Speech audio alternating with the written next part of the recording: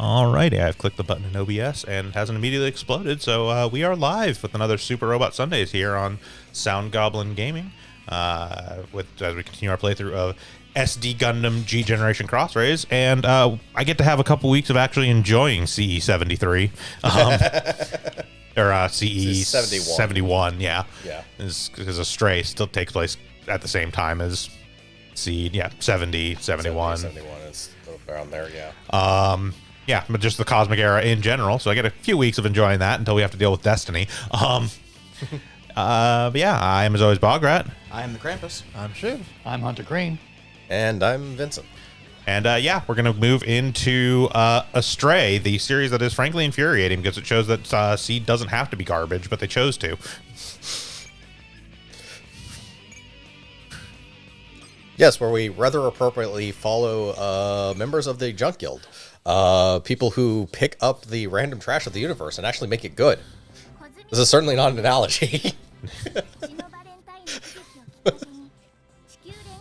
I don't understand what you're getting at. Astray does have the... Yeah, no one's making Seed good. Yeah.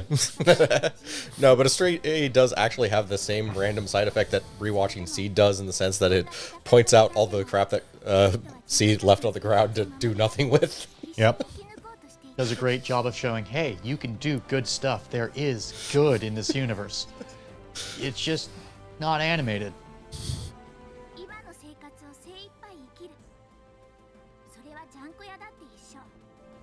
Ah, good old low gear. Yes. Low, last name disputable. Yes. On the one hand, I don't mind gear. That actually seems okay. On the other hand, that means I have to acknowledge a Tokyo Pop localization, kind of, so... Yeah. No, that's fair.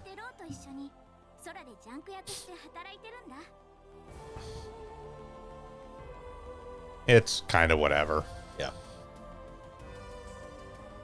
But yes, to explain what's probably already being explained anyways, the Junk Guild is a previously unmentioned neutral faction that has treaties with Orb, Saf, the plants, whatever, and all the other Alliance nations.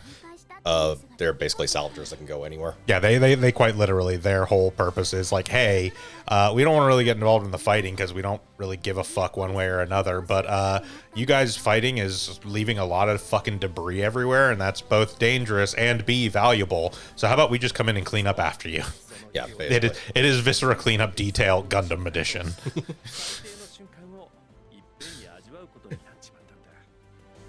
We are just going to come here and, like, salvage this destroyed colony. Yes. Except instead of biohazards, it's mechanical valuable material. Yeah, valuable waste. It's I would actually kind of be interested in a game that's a large-scale version of Hard Space Shipbreaker, but you're, like, cleaning up after a, like, war or something. I know, they have to have a lot of biomaterial. Every single person in a cockpit is still alive. fine. You just shipped off to whatever side. How long have you been? I've been here for 5 weeks, drinking my own pee. Help me. Now the cockpits are just explosion proof. It doesn't, keep them alive otherwise. Can't confirm. If a sword goes through the cockpit, it generally kills them. Sometimes. I mean, typically when you get hit by a beam that, as far as we can tell, atomizes your suit, you survive that too. So. Now, there were definitely fragments of the strike. That's only if you're Kira J. Yamato. Or Mutaflaga. No, he's dead. Yeah, that's Neo Roanoke. That's a totally different person.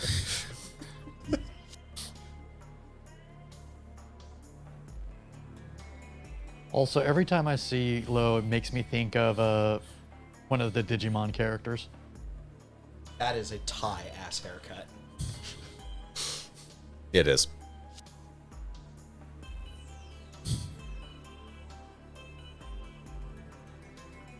He's gone freaks if the time skip had only gone like 2 years rather than 10. Just whoop.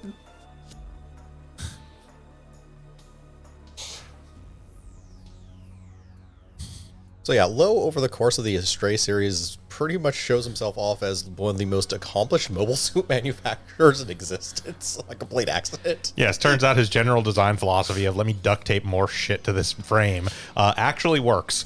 Yes. Between that, he just like takes certain experimental technology and does it as good or better as anyone else. Yeah. Like the Wings of Light, which is simultaneously developed by DSSD, Zaft, and him. Yeah. like not him and his team, just him. Not the Junk Guild, just this guy.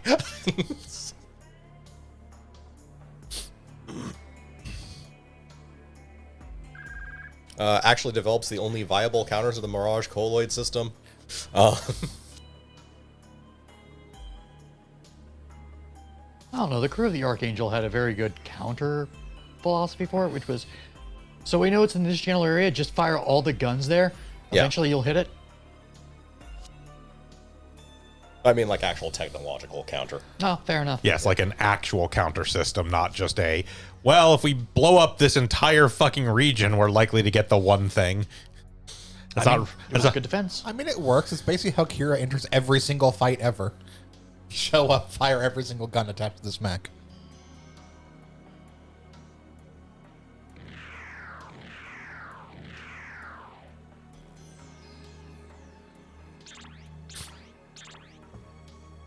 The other thing about it is Low is just a natural. Yep. Once again, proving the point of there's really no difference between naturals and coordinators. Well, it's another one of those things where it's like, it's an interesting setting thing because since coordinators are such a highly specific thing in, you know, Cosmic Era Gundam stuff, Low being a natural is like this specific point. Whereas if a character like him existed in, say, UC Gundam and did the kind of shit that Low is able to do, they could easily just be like, oh, he's a new type.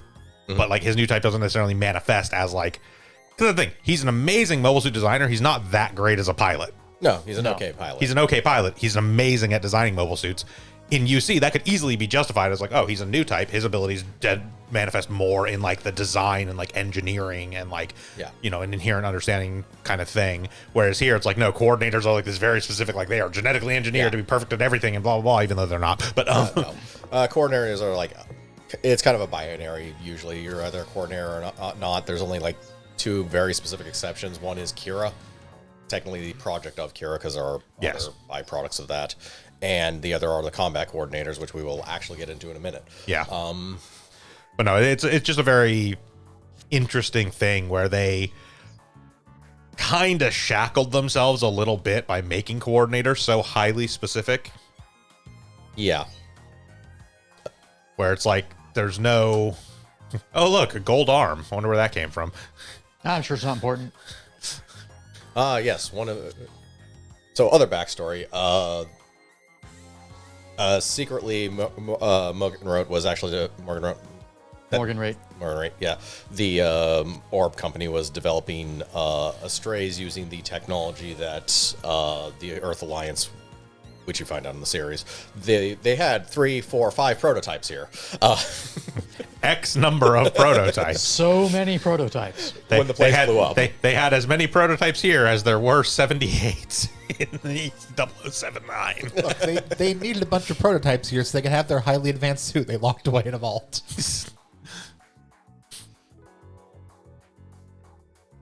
Now, we'll get to that later. But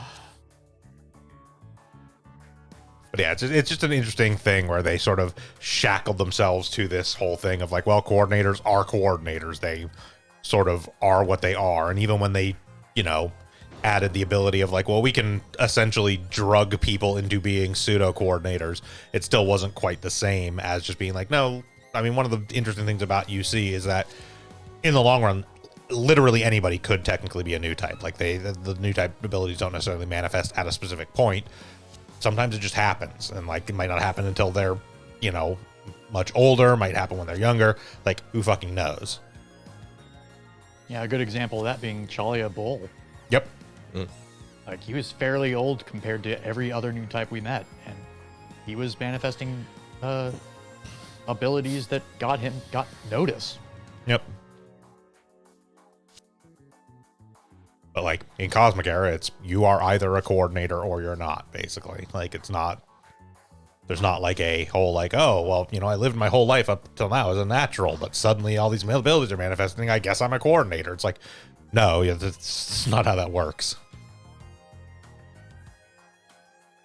Although honestly, if they kept extending Cosmic Era stuff, I wouldn't put it past them to eventually be like, we developed this like technology that can now convert naturals into coordinators, because it's the kind of dumb shit they would pull off that's wholly unoriginal. I mean, isn't that effectively what the first coordinator, George Glenn, was? It's ambiguous, and It's never entirely clear whether George Glenn was converted into a coordinator or if he was literally genetically engineered from birth. I thought they explained that. being born following a genetic manipulation procedure was only no. It does sound like it was from birth. It's probably a weird translation thing. Honestly. His dad blasted the egg with chaos energy. Oh God. This is 8. A literal plot device. 8 literally communicates entirely by text on the monitor on top of him. The other thing about 8 is this is actually how he's able to, how Lo is able to pilot the Strays initially, because they still have the shit Operating OS. system that requires you to be a coordinator. Yeah.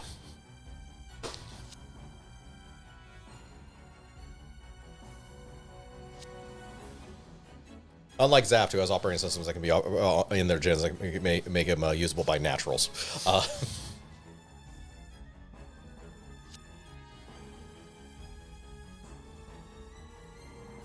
Which begs the question as to why they didn't just salvage a gin and figure it out from there. Look, Wait, robot did out. they? I don't know, actually. But, I mean, if they did a shit job. Oh, what? The gins could be operated by naturals? Yeah. Yeah. Yes. Rula Crusette can pilot a gin. He's a natural. Yeah. He is a natural. He's not a Yeah. coordinator. Yeah. No, that's fair. Like, he's not just a natural, Yeah, no. but he's a natural. Yeah. So I don't know why they make such a big deal about piloting things. Robot Alchemic Drive told me you can pilot a robot with a PS2 controller. Also, both the point is just a dumb fucking plot point in the first place. It is extremely dumb, which is also part of why it is so dumb that even they acknowledge it was dumb and basically drop it. We need more reason to shoehorn in this dumb naturals coordinator war.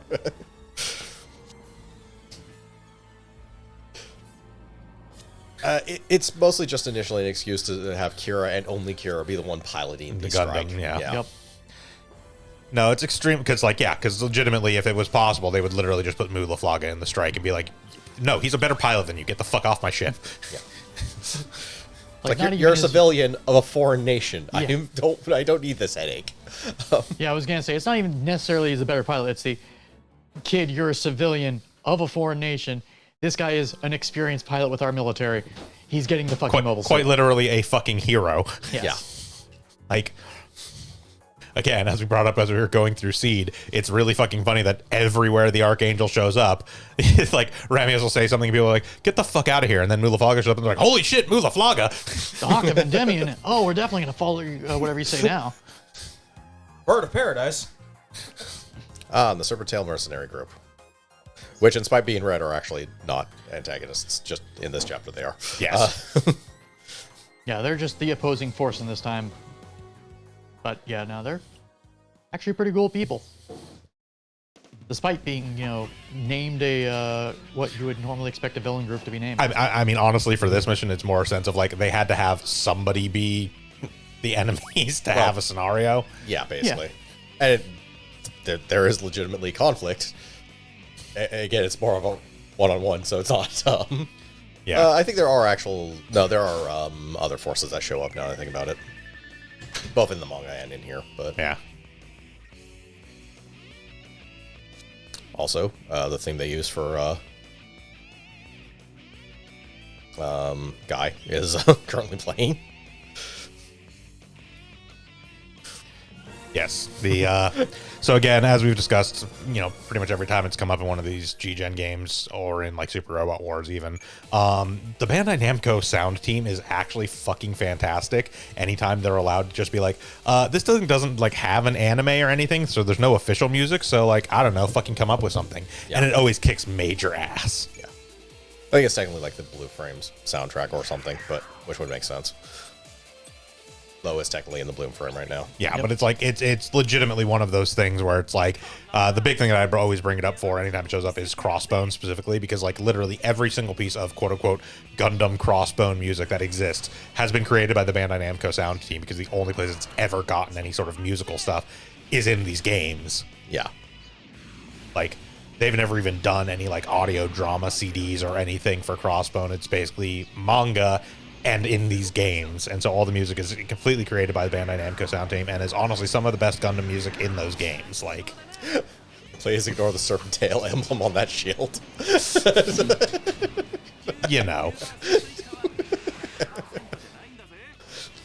That's okay. I liked the challenge thing. Can he defeat him with a beams or with a beam rifle? I certainly hope so. It's a Mobius linear gun. It's not well, it's more so just making sure you use that actual attack and not anything else. Yeah. I just like more that it was a question. Like, can he defeat him with a beam rifle? I certainly hope so, because otherwise we have problems. I mean, technically speaking, the beam saber is exactly as powerful as the beam rifle on this thing. Yeah. They're both 3400s.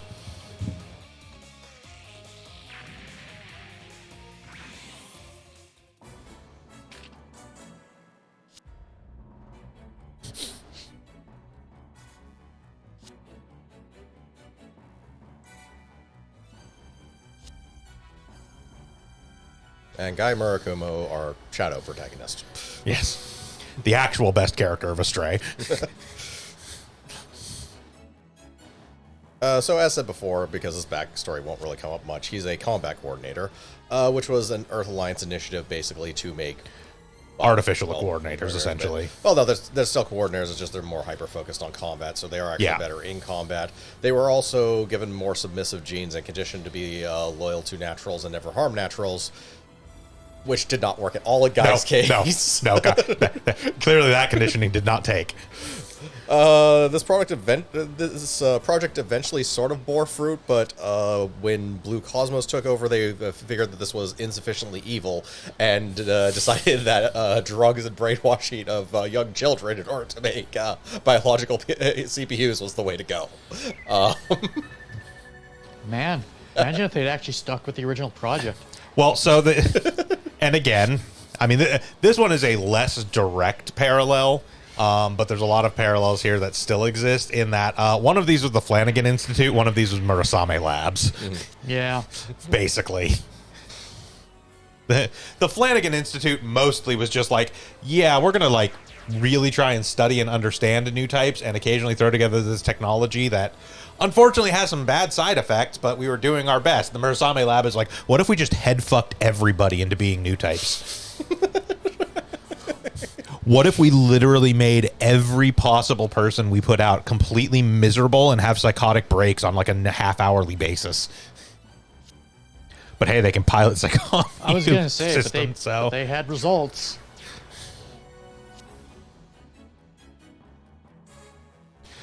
What if we were so dehumanizing to the subjects of our experiments that we literally took away their names and just renamed them Numbers and our lab? Yeah, so that's the final result of the combat coordinator. Not only that, they're actually clones. Yeah. So, because cloning is very much an established thing in this universe. Yes. I don't know what you're talking about, looks at the Rulooker set. That is still one of those names that I don't know if it's just because I originally watched Seed fan subbed, but that name just always sounds weird when I hear people use the dub name for it. Because it's just Rala Cruz in the Japanese version. Technically speaking, the pronunciation of that is actually La Cruz anyways. Yeah, it's a French word, so. It's Creuset. technically, but Yeah. it's also a Sorry, line it's of a French word going through a Japanese pronunciation. yeah. So. It's cookware. Yes. Mr. Pot.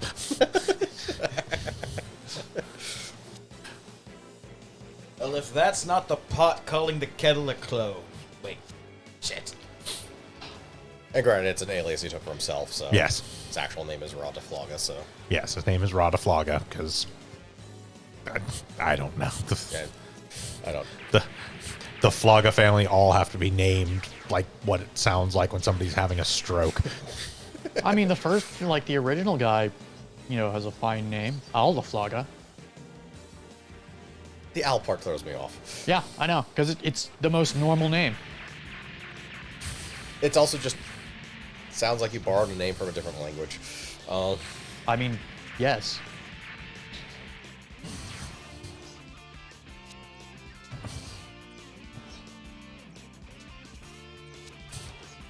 Yay, the blue frame has its actual pilot now. Yay!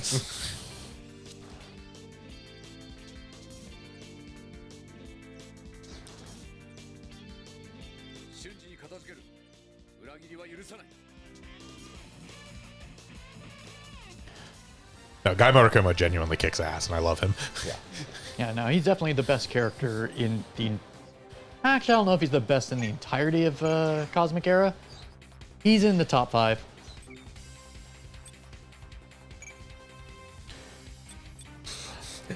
They give you 3 more suits in the raid group than you probably need, but sure, why not?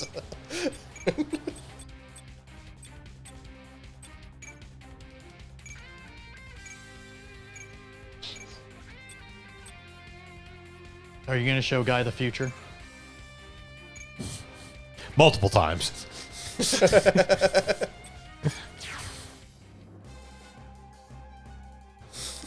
So in case this doesn't make sense to anybody else, these are all technically Cosmic Era suits. Yes. I think with Technically. the exception of one of them, they're all Astrays.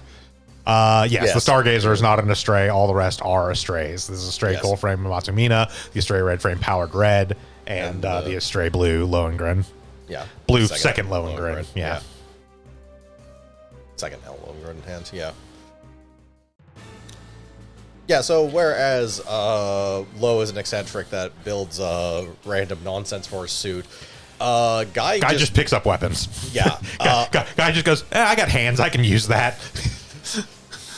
The Astrays are actually very good at using both Zaft and Earth Alliance weapons because they're kind of a weird or they're kind of, well, one, it's just a mobile, so you can just pick up anything. Yeah. No, it's extremely intensive. Like, I wasn't really exaggerating. Guy Murokuma was like, why are you surprised that I'm using this? Like, it has a handle and a trigger. I have hands. Well, yeah, but it wasn't designed for your suit. It's a gun. Between that, the Astrays are very basic suits initially, so they adapt very well to whatever the hell you want, and also he does Lo, and Lo does a lot of work on a suit, actually. Yes. They are best of friends. Unless you ask Guy, in which case he says no. Fucking hate that guy. So they're anime friends. Yes. Yes.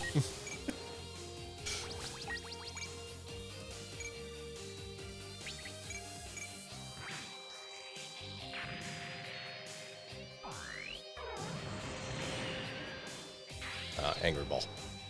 Yep. Sorry, I had to take a second to adjust the mouse because the cursor kept showing up on the screen. It was really annoying.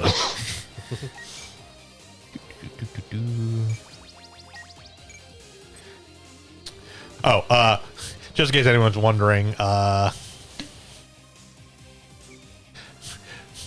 between streams, Jamil got a little bit of an upgrade. Oh my.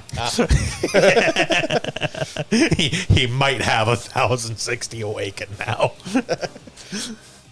Yeah, that explains why the Haro bits are.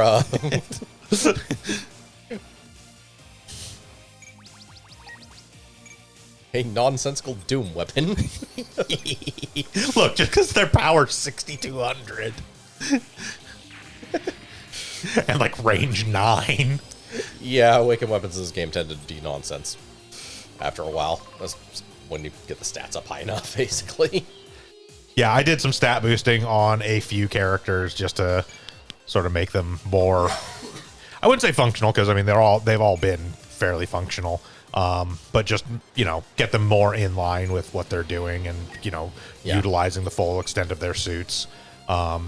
Basically, anyone that actually has awakened weaponry and an awakened score, at least on a suit that's going to be like one of our final ones, I put a bunch of points into their awaken. I didn't do that for Bellry, but that's because Bellry's natural stats are stupid anyways, so fucking whatever.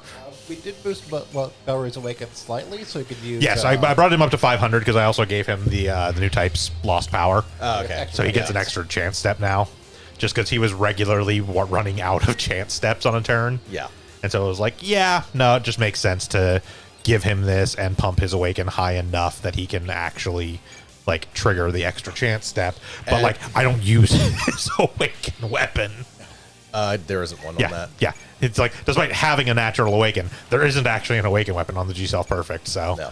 And it's kind of a waste of time in anything else. Yeah.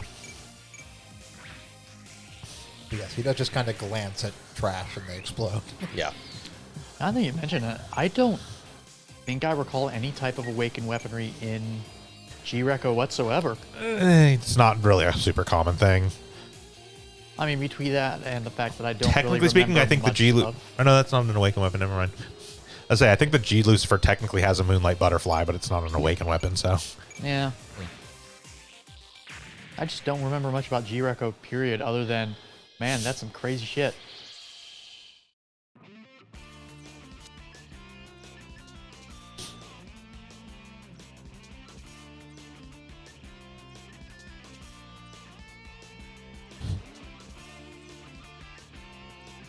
And really, I know since we're basically starting from scenario 1 of a lower stakes series in general, we're going to fly through these missions faster. We are going to fly through these missions faster. I mean, also, again, we are much higher now level-wise than we were when we started, say, Seed, which also is a huge factor in it. And again, bumping stats on a few people. Not a ton of it, because, again, we were already kind of grossly overpowered. If we're being totally honest, if it weren't for the fact that it would take, 6 hours, the Kamaras Vidar could solo maps. Yeah. I mean, it does not... I could literally deploy the Psycho Haro to one end of a map, the Kamaras Vidar to another end, the G-Self Perfect to a third side, and they could handle the entire map on their own. Yeah, no. My 3 most powerful suits was probably in order from least to most would actually be the G-Self Perfect, the Kamaras Vidar, and then the Double O Quanti Full Saber, with the caveat of actually having a true innovator in it. Yeah. Because of the weird system it has. Yep. One of the passives basically doesn't work unless you have a true innovator in it. Also, its Awaken weapon is actually fairly ridiculous if you do have a melee-focused Awaken character, so Setsuna. Yeah, quite literally, I think at this point, the only reason why my Psycho Haro, for instance, is more powerful than my Kamaras Vidar is because Jamil has 1,000 Awaken. Yeah. So the Haro bits are actually better than the War Crime Cannon. Yes.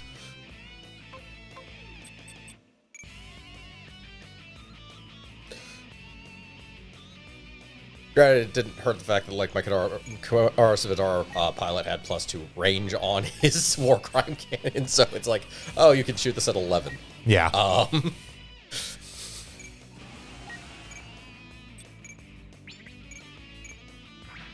And again, the G-Self Perfect with the other stats that I've set up on Bellry is also gross just because I can kill almost everything with high torque punches. Yeah. Which is just significantly more energy efficient than the Daneslev. Yes.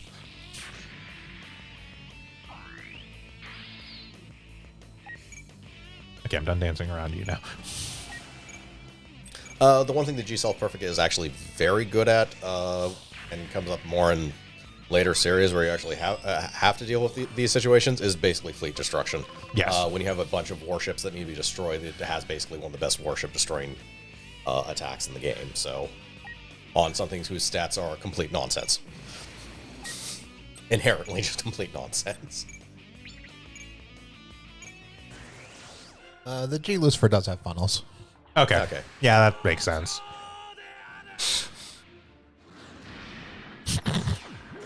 It never stops being funny.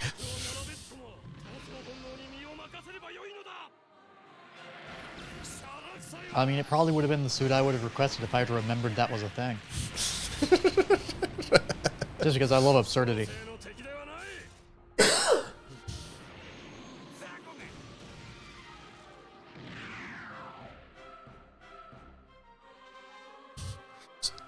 Oh yeah, to explain that sword, Lo finds a giant rock of Yeah. rare metal and decides to just make a Sword out of it. Yes.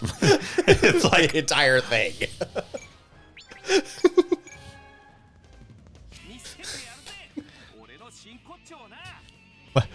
Low is pretty much what happens when Frank from Shadow Hearts enters the Gundam universe. It's just like, I could stick a hilt on that and have the red frame hit things with it.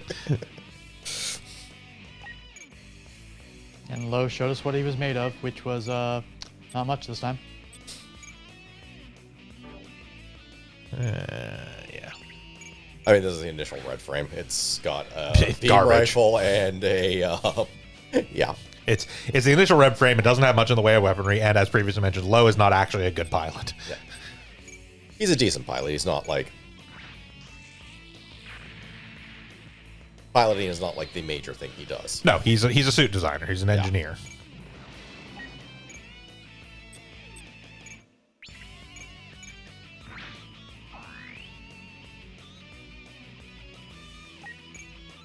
Oh no, I'm so far away. If only I had some sort of long-range weapon. This is wholly unnecessary.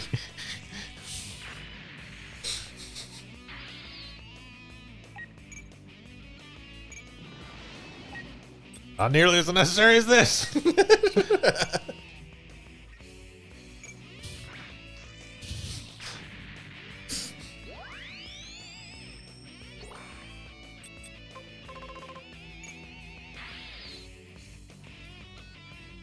Like the enemy is both outnumbered and outgunned. Go figure. That's actually probably good for this round, and then I'll... Fool. Oh, the Doom Ball kills everything.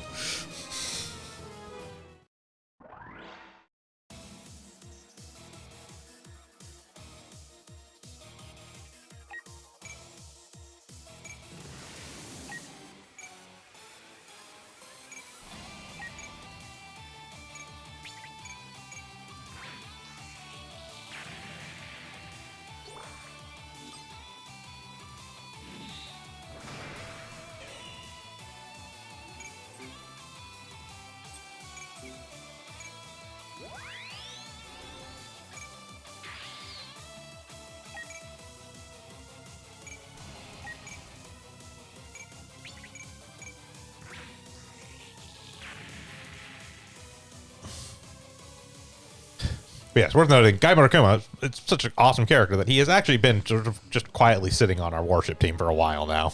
Yeah. I didn't really draw attention to him being there, but as soon as I unlocked him as an available pilot, I was like, hell yeah, I'm recruiting Guy Murakuma. Yep.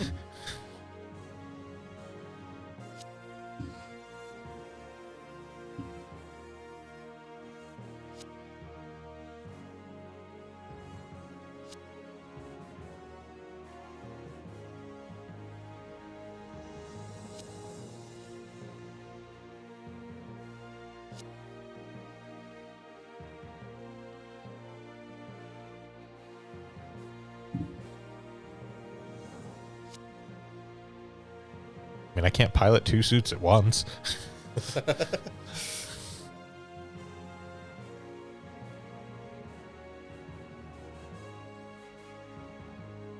always forget that Lo actually gave him the blue frame and didn't, Guy didn't just say, "This is mine now." Yeah, no, Lowe's No, just yeah. straight up like, I mean, Lowe's very much like, I can't pilot two suits. Like, Yeah. and I mean, you did protect us, so sure, whatever. Yeah.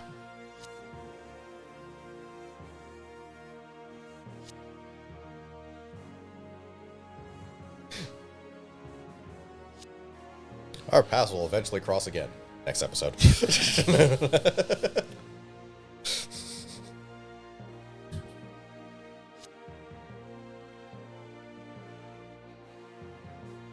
It's again one of the instances of God, the side story is so much better than the main series. yeah, it is. One of the things that was brought up earlier, I think, may actually contribute to that, and that's the stakes never get that high.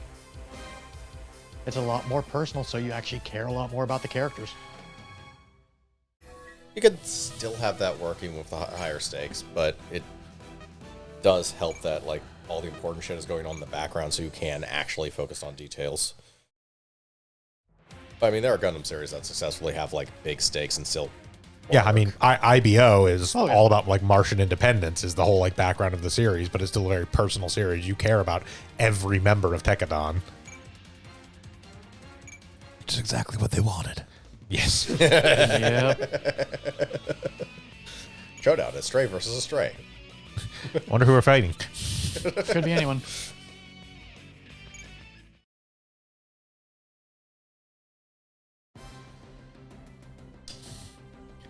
No, it's just like I don't know that there's anything you could do to make me give a shit about Atherin and Kira. 回収した私たち機体の装甲は発泡金属製フレームの一部がむき出しになってるけど Economic management game where Kira tries No. to assemble a boat. That's a fishing game. I was gonna say the thing there is that you're not caring more about Kira, you're caring more about the actual game. Kira finally gets a boat and goes fishing. ジャンク屋の血がたぎる It depends on what they do with Kira in the game, because if it is just random boat lying. But yeah, but even then, I'm still not caring about the character. Yeah. Yeah.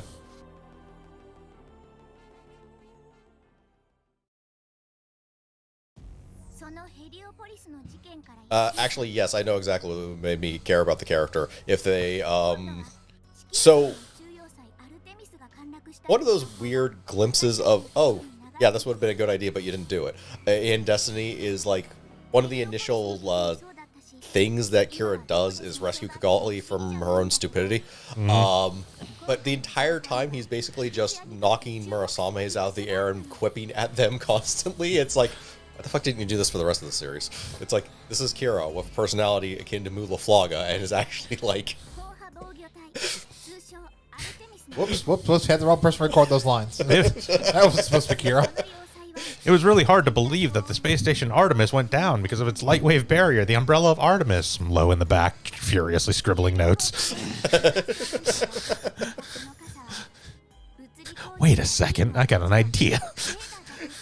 Speaking of which, do you remember that space station that they did in one episode that we completely forgot about?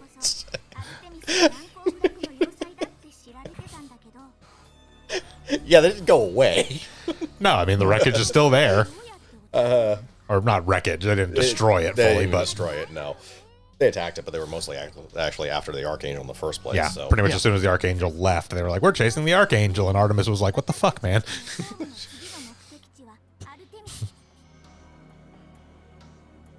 Also, there is just something amusing to me about them just naming their ship Home. In big capital letters, I don't think this stands for anything. It does not.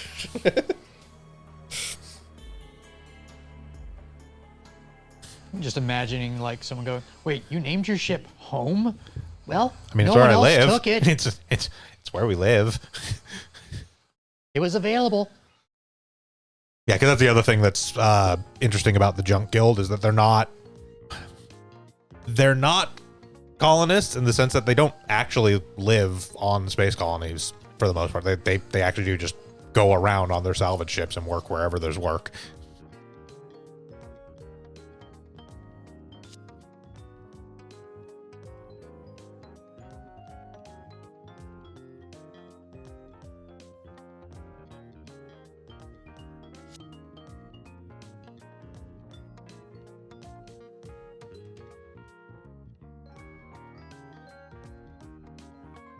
I mean, what it really just goes to show is that crews of Gundam protagonists and, you know, secondary characters and whatnot that are all just random scavengers, you know, sorting through the wreckage of war to like try and make functional things and survive, just make for really good really good shows.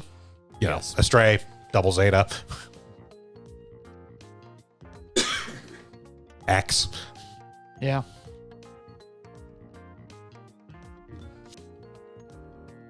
I mean, heck, one of the best characters in Wing. That's a Duo. yeah. That's a real low bar to cross. Yeah.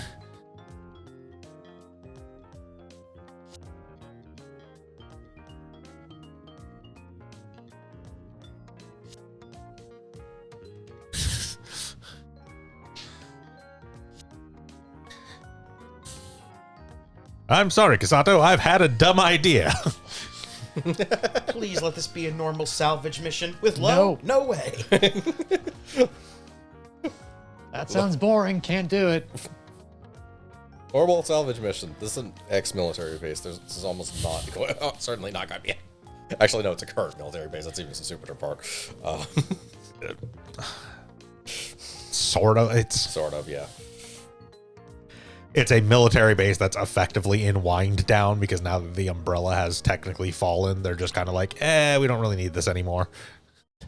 We could repair it. Again, the whole thing being, as we talked about when Artemis came up in Seed, this is not actually a significant military base. It's not even a particularly like tactical point or anything. It's just for some reason they have this one random asteroid base out in the middle of nowhere that has this impregnable energy shield.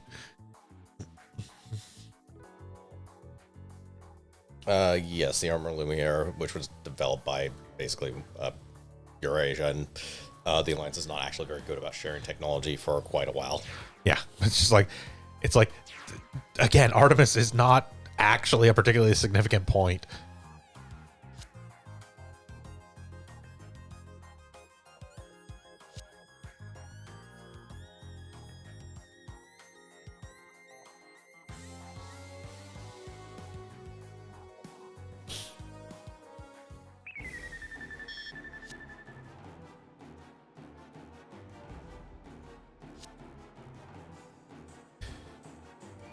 Okay, yeah, the home is Marcial 3, which is a Earth Alliance class transport vessel. It's just basically repurposed. Yeah, no, it's just a freighter. Yeah, basically.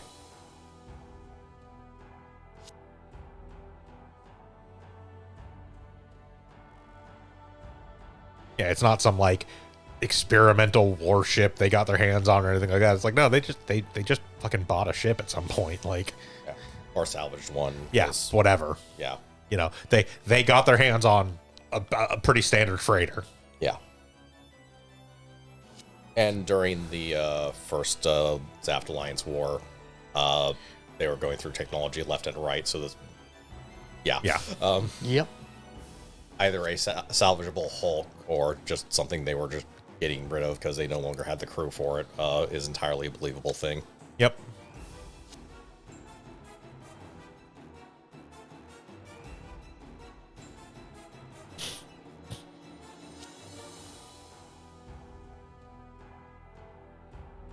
Especially cargo vessels.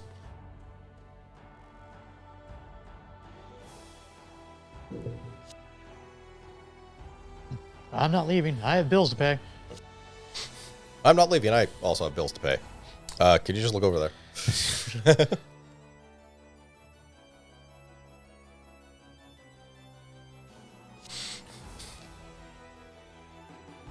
See, you break the ships, we repair them, and then they get the fuck out of here. Everyone wins.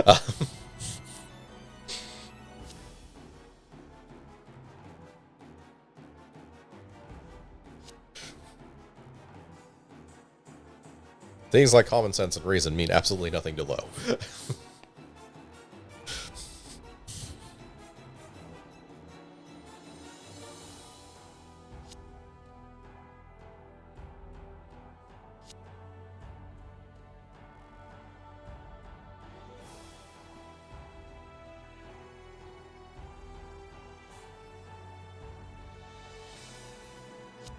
It's notable Liam is a coordinator.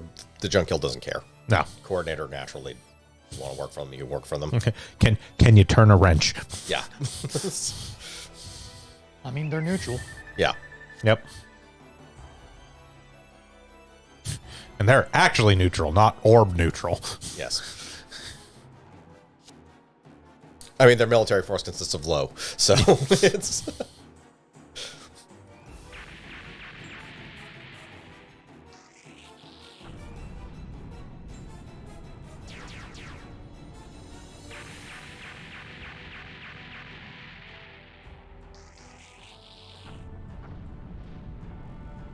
So the only thing about Astray is the story is less unified in some ways than you want it to be. Astray R, and Astray B take place basically at the same time, and some details in one part overlap with the other. Yeah, they're sort of multiple contiguous stories from different viewpoints of different stuff going on. Yeah, basically there's different stories that happen in each one, but all of them happened, and sometimes a story in one will be, or a story event or piece of equipment in one will have come from another. So it's a little bit weird in that respect, but they do a decent enough summary of what happened in background, so it doesn't really It never bothered distract. me that much, but then again, I'm used to Yeah. reading big crossover events in Western comics, so it's like fucking whatever, where- man. Yeah, we're trying to read every little thing at once. Sometimes You that would drive works, yourself but insane. Sometimes you drive yourself insane, yeah. Yeah. I'm actually annoyed their ship isn't an acronym now. Oh, So at it's home? Not, it's not just the home. It's actually the re-home. Yes. No, that's the next one. That's the Oh, next that's one. the next one. Okay. Yes. Yeah. There is But another the home. re-home is spelled RE.H.O.M.E. Correct. And it's not an acronym. Correct. Yeah. It was just a fad at the Why? time. Zap's School of Suit Design. I don't know, what the suit fuck does names. Guays stand for? What about Sigu? Or BQ or Jin. Jin doesn't But stand for those ones anything. don't have periods in them. Yeah. No, but it does. It is B, lowercase u, Yes. uppercase G, Yeah. UE.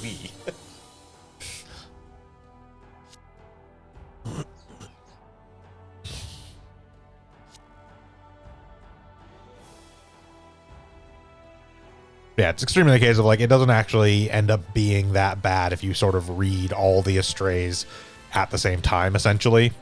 Yeah. It was a shame that they were not released here at the same time.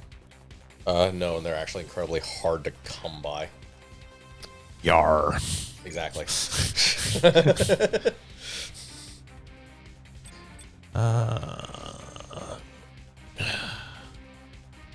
Astrasia, you can continue to sit at home. You know what you did. Yeah, we'll give Mask a day out. You also know what you did, but we're letting you out just for, air.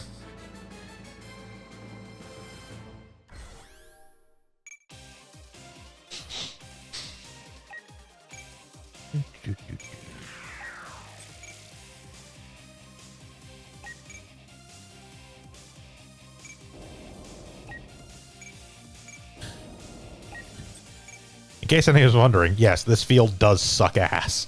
I was gonna say. It does. There's not much to do on it, at least, though. No. Yes, tackle that explosive.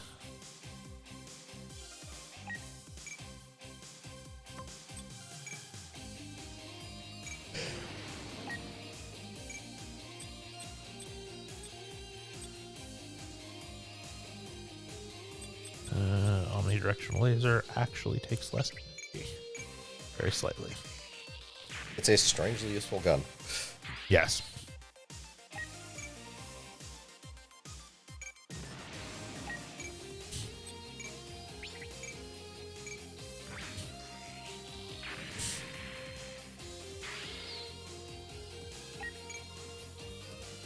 Here we see Bellry in his natural habitat, punching missiles.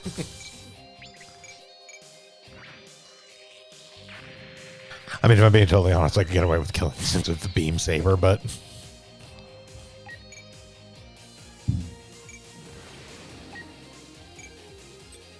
Valerie, does this look like the face of mercy? Venom.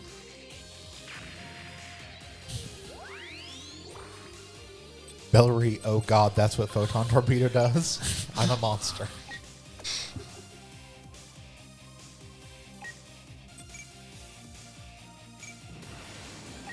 Bellary does not understand the meaning of warning shot Zenom.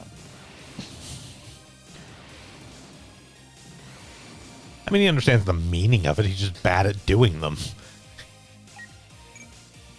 The man has twice said that he's firing a warning shot and cored a mobile suit. Yeah, with he's that bad shot. at it. He meant to shoot it across the...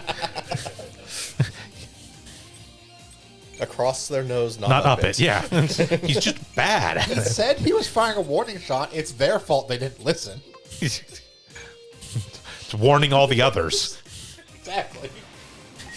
Gotta watch out for the ones in the trees. I fired one shot and cored that guy. Now the rest of you better listen. My favorite thing is he's always shocked after he does it. It's like, oh no. It's like, dude, Well, yeah, because he didn't do it on purpose. He's just bad at it. You're only proving my point further. Bang. Shit. Try again. oh no, I've killed again. Why does this keep happening? Because you're relying on the targeting computer, not actually manually aiming. All right, now we need one missile to move up so you can do a really overkill Warship attack. Yeah.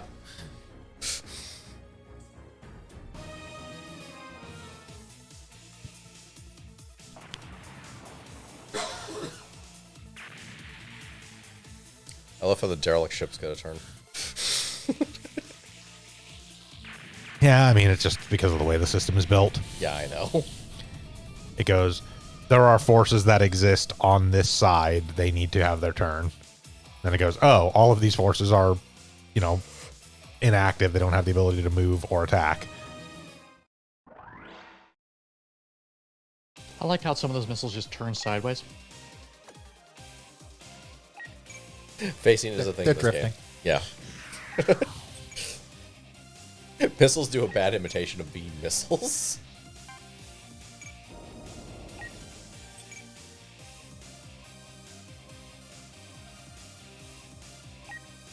I'm glad they're at least facing away from each other, because that would be kind of funny otherwise.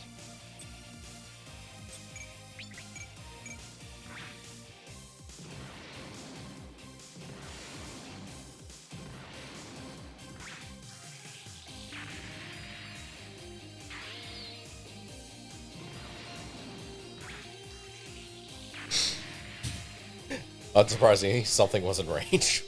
Yeah.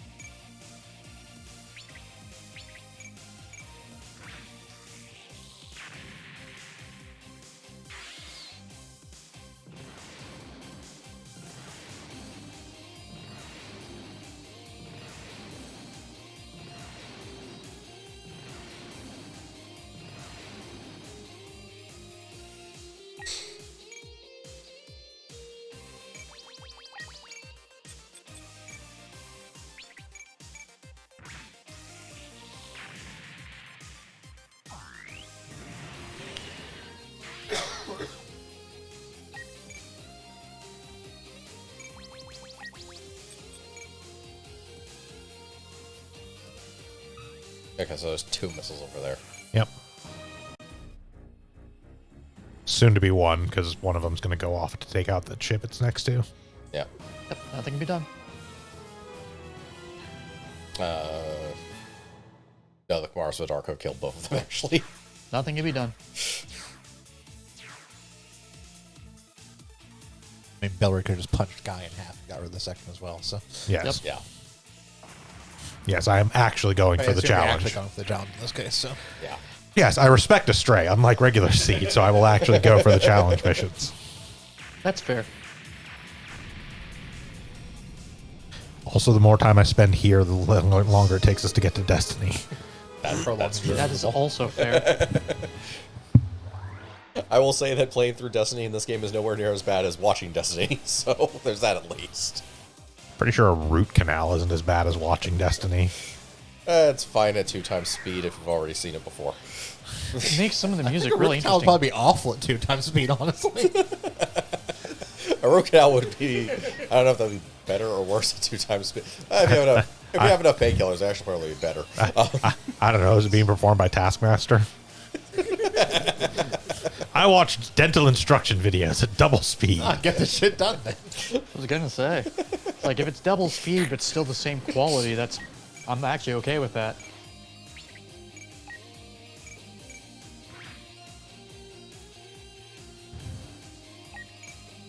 Then again, I've also never had a root canal, so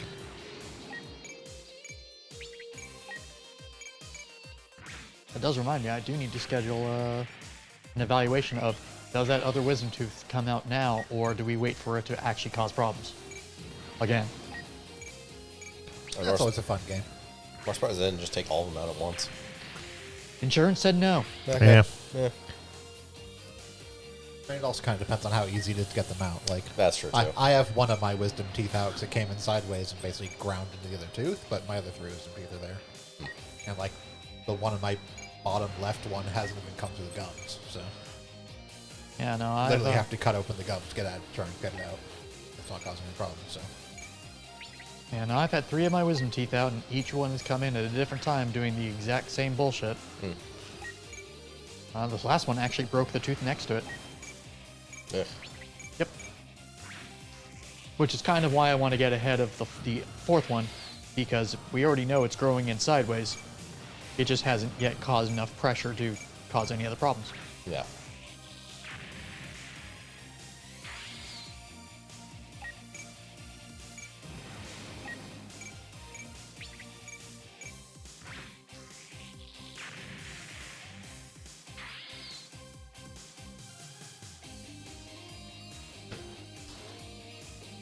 Where is the red frame?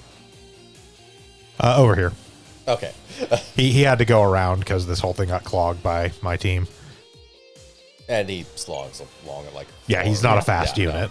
No, is literally a base Gundam unit, basically.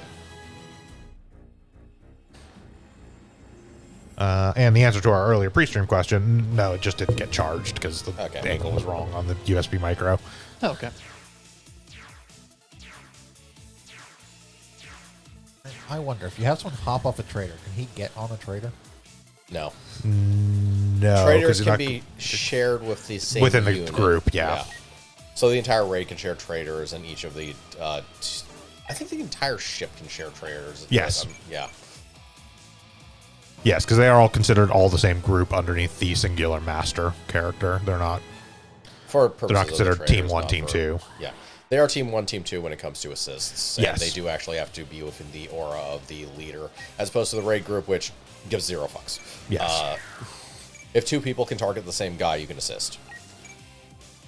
The aura only matters for support defend.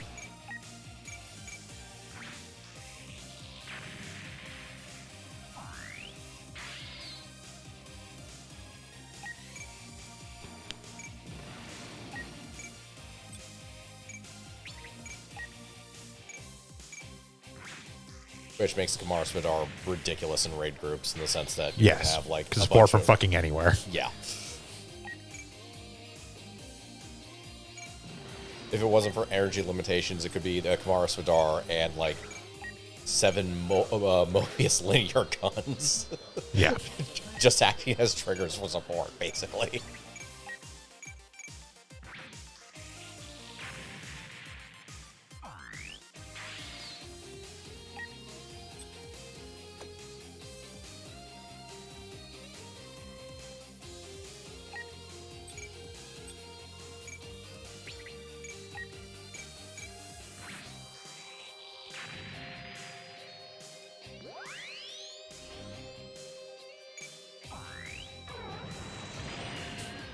There we go. Now I should be able to hard tackle them in one shot.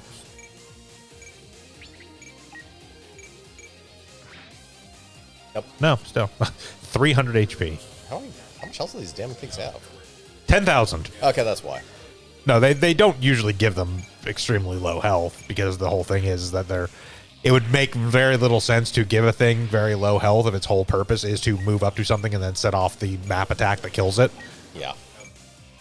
It would just never get anywhere if you gave them like 3,000 or 4,000 health or whatever. Like literally anything could pop them. Yeah, you'd have to put so many of them on screen for it to have any effect. So that Yeah. could be...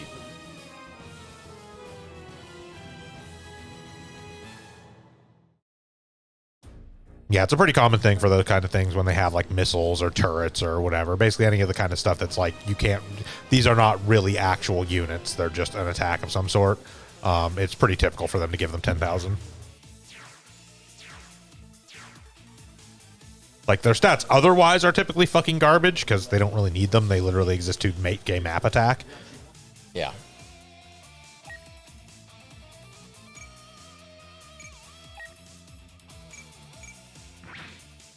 Yeah, she's not gonna kill them though. For No. So I was willing to throw that counter and not counter support with the Dying Sleff. that would kill them.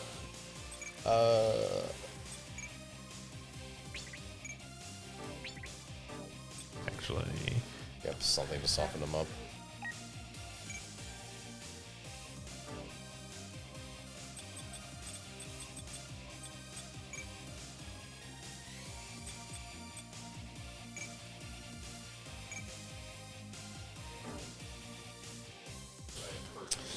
Yeah, I'm not sure either. I don't think it's going to hit that hard because the Blueprint has decent stats, but same time, a lot of levels on No, that killed it. yeah, whatever. Fuck it.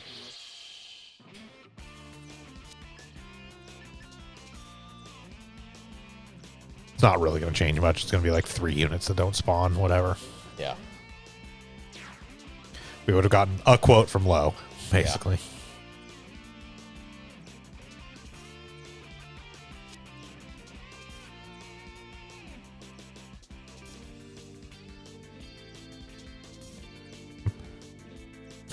Text shows up on the screen. Punch him in the dick.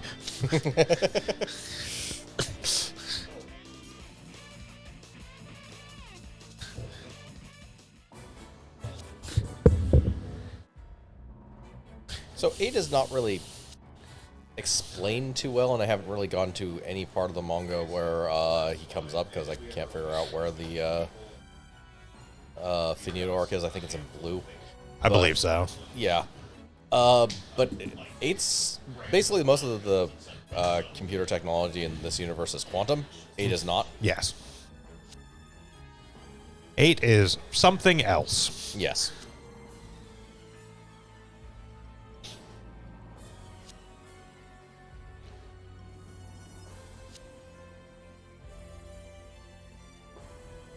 Ah, Professor, in one of the rare moments where she's acting as the actual captain. I mean,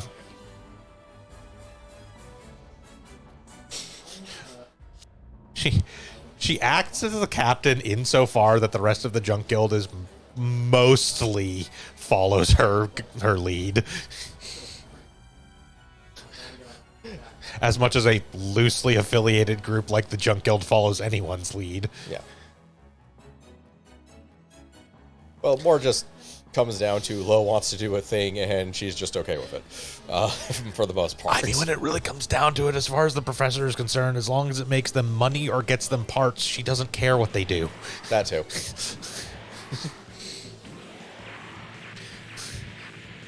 And, like, just about anything Lo gets interested in is going to result in them getting new salvage. Yes. Gain new salvage or selling salvage to someone. Yeah.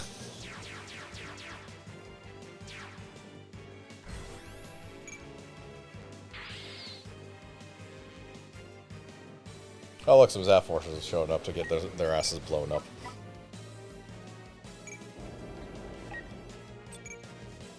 Is there anyone on that ship? Oh, what, the carry base? No. Okay. I deployed everyone.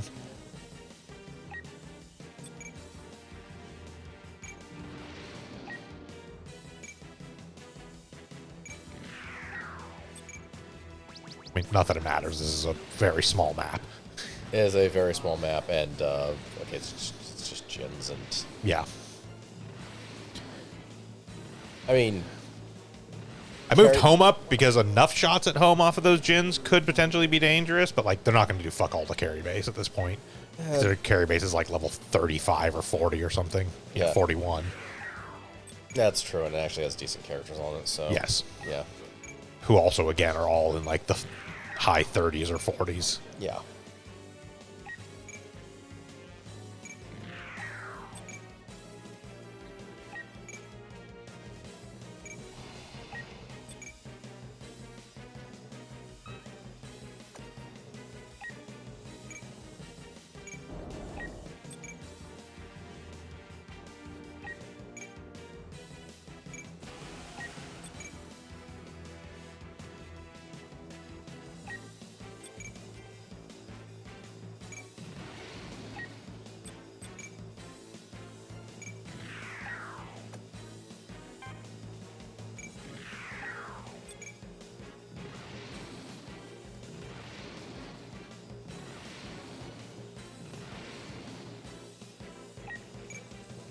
I take it you have everyone retreating so they don't get they don't murder Guy on a counter.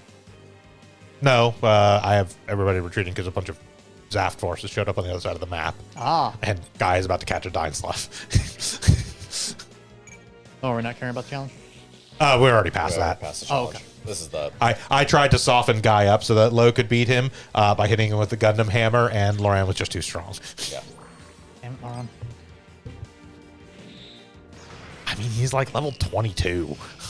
Also, these are the Astrays are effectively base Gundams. They're almost Yeah, the mechanical equivalent of the 0078 or whatever the hell it is. Yeah, they are X78. Yeah, they're not strong. Like, are they stronger than, like, you know, the fucking M1 Astrays? Absolutely. Are Oh, they yeah. even Yeah, they're half both- of the strike?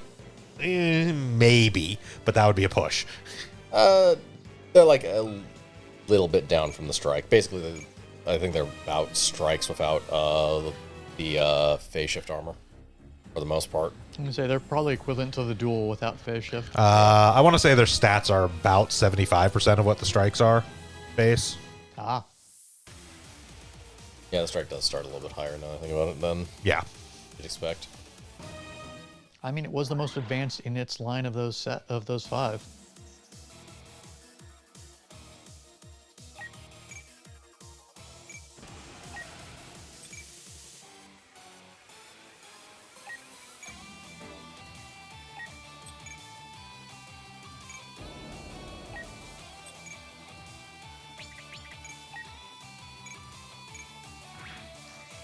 Fuck off.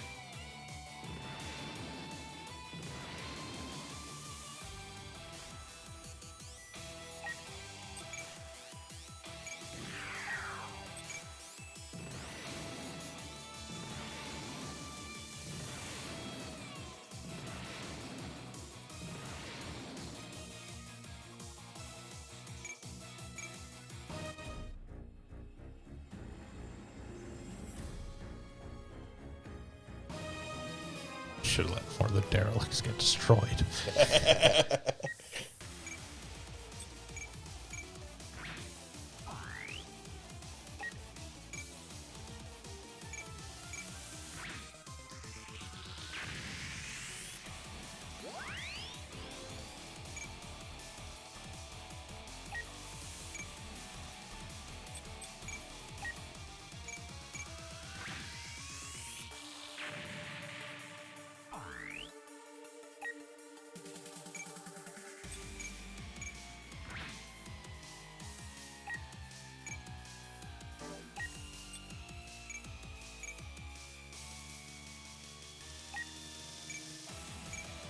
Fool.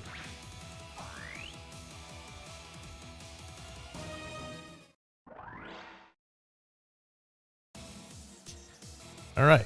Time for Lawrence Ock, notorious hammer killer.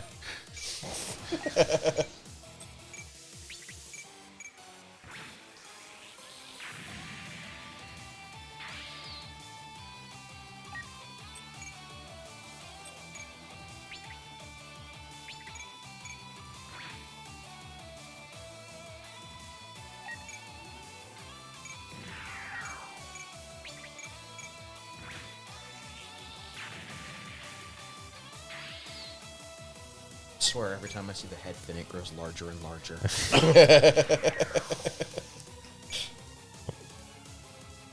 I'm not gonna lie, I can't tell what you're talking about, Infinite Justice or the Jin, because both would be accurate.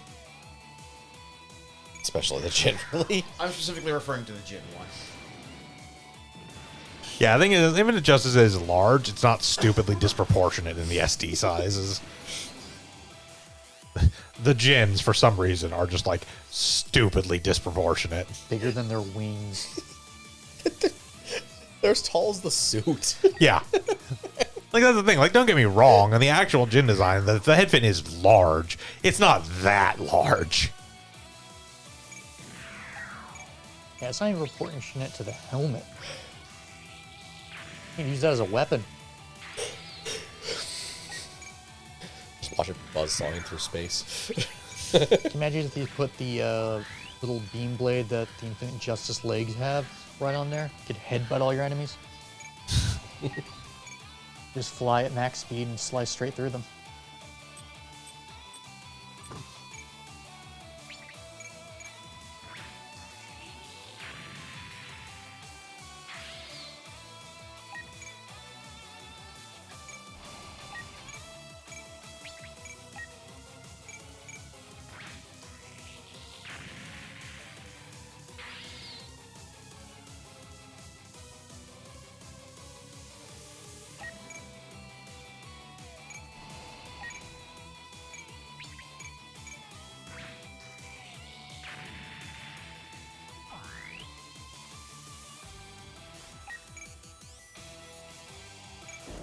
Okay, so predictably it's a multifunction sensor array. Oh, the fin? Yeah. I'll be honest, I thought it was for communication. But sensors make sense. Oh, Overkill indeed. this is actually amusing. This is pretty much the only one where I've seen self-destruct system as a special feature of everything in this universe.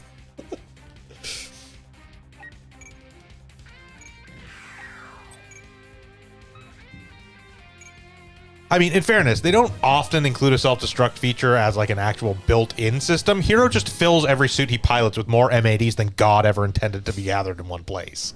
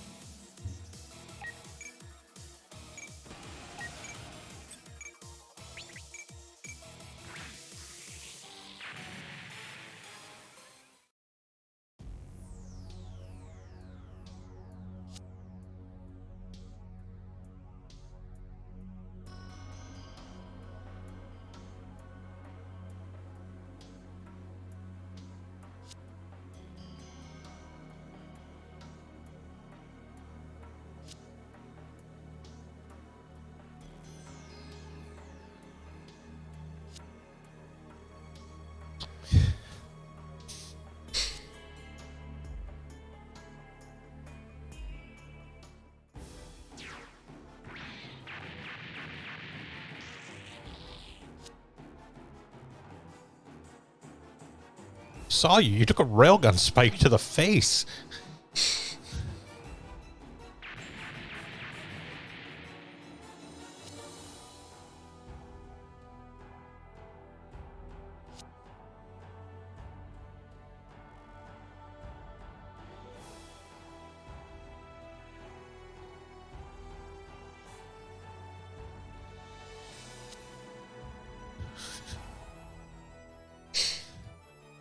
I mean, A, fair. B, Guy, you literally planted yourself between us and them.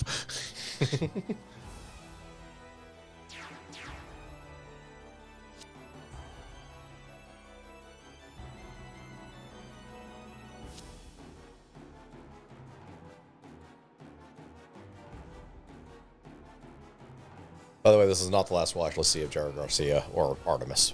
No.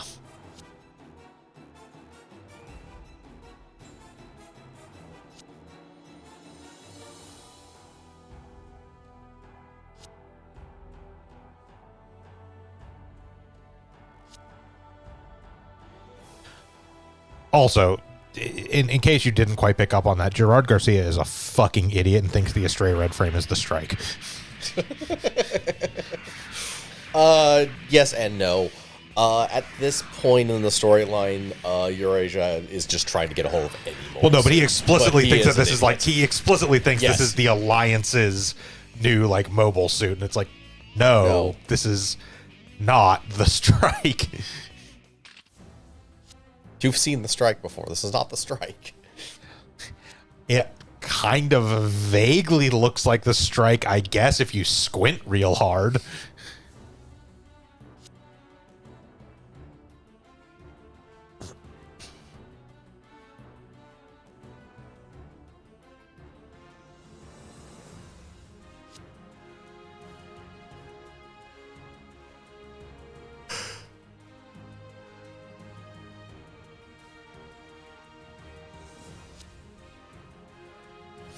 And yeah, that advice was just him secretly communicating, hey, just As soon as I bring you over Artemis, fuck it up. yeah.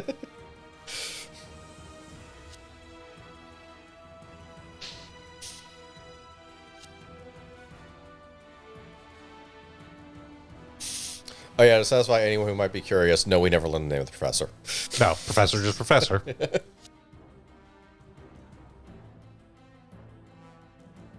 I think they may have somewhere given her real name in like supplementary material, but in the actual series itself, it never comes up. She's just a professor. No, I think they even didn't insert supplemental material. It was just a purposeful decision. We have her backstory and everything. We just don't have anything else. Or just don't actually have her name, I don't think. I feel like I've seen it somewhere, but Instantly, all the smartphones come out. yeah.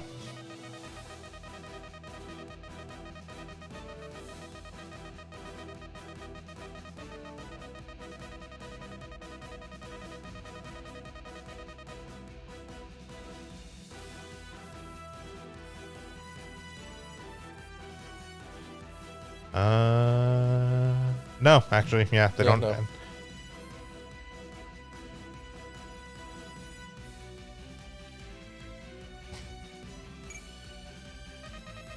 Unknown history and age. Yep.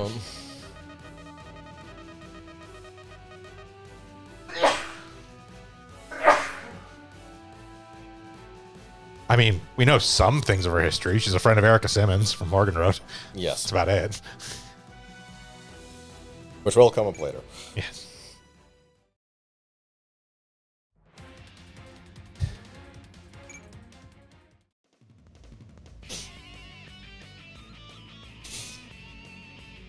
Third Astray. That face. Yes. Since we are tearing through this pretty quick, we're actually going to take a quick break here just for a couple minutes. So, yeah, smoke if you got them. And in the meantime, listen to this rockin' rad Bandai Namco sound team track. Yeah.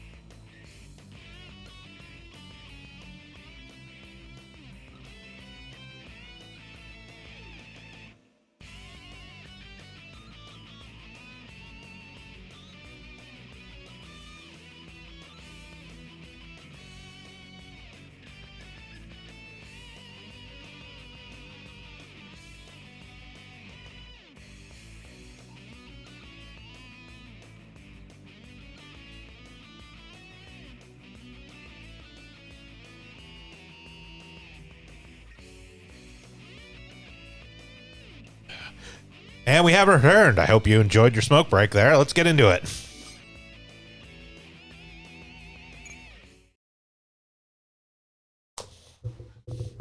Right, now we get into the main plot of the main Astray series. Yes. いつまでも名前がないと格好つかないからってローはアメリカよりレッドフレームって名前で呼び始めた This is a running thing. Lo is awful at naming shit. あの傭兵さんにあげた機体はブルーフレーム右腕だけ発見した機体は Because he's not very smart or original. Yet somehow his names stick. でも Yeah. 最初のローの I mean, they work. They're Yes. just... What's the name of that one? That's the red one. レッドフレームの部 I was gonna say, to be fair, you know exactly which one he's talking about when he names them. It's me, the red frame. エネルギーが尽きちゃうんだうまいこと自分たちを守れる武器が欲しいって悩んでたらプロフェッサーがある情報を持ってきてくれた Yes. Also, as we progress through this, you will come to notice the red frame does end up having a whole lot of physical melee weapons. Yes. The Jabura Strait, this actually happens in R. He basically finds a giant, その剣はかつて because the red frame is battery powered and it can, It'll run out its own batteries by using its energy weapons in addition to just regular operation. So it uses a bunch of physical weapons typically. yes. Specifically, he wanted to actually get a physical mobile suit weapon. Technically, the Djinns actually use physical mobile suit weapons, but Yes. they're more Yeah. kinetic force, and they don't actually work very well on a Gundam. So he found a random eccentric unknown here who taught him swordsmanship, グレーブヤードに残された遺産数々のロストテクノロジー and he refurbished a giant mobile suit-sized katana that existed for reasons Yep. 幸い from an ancient graveyard. It should be noted, すぐに溶け the Djinn is like the first mobile suit, so there's no actual reason. There's no to reason for it. there to be an ancient mobile suit graveyard. Yes. Well, it's not an ancient mobile suit graveyard. There's no reason for a katana This big large. to be of any use to anyone. I mean, clearly it was wielded by a giant. Principle of the matter. It's a space Oni katana. Yeah. Basically, it is a A spony. ostensibly this is a colony of, or a former colony of craftsmen who have all but died off except for Unno. Well, see, what you don't realize is that this katana was never actually intended to be wielded by a mobile suit. They actually mounted it underneath a ship. That's my best guess too. It was intended to be wielded in the mouth of a space whale. So they made a giant spaceship Glock, and this was the bayonet for it. Dude, it's just a sword for a space whale. They found out there were space whales. They figured maybe they want a sword. They built a sword. 入らないのがどうなわけで We have its fossil records. It was found in, like, Jupiter? That gas giant? Conversely, We're gonna one say of these move. days those space whales are going to come for us. I'm building this sword so we can fight back. That makes more sense than anything else.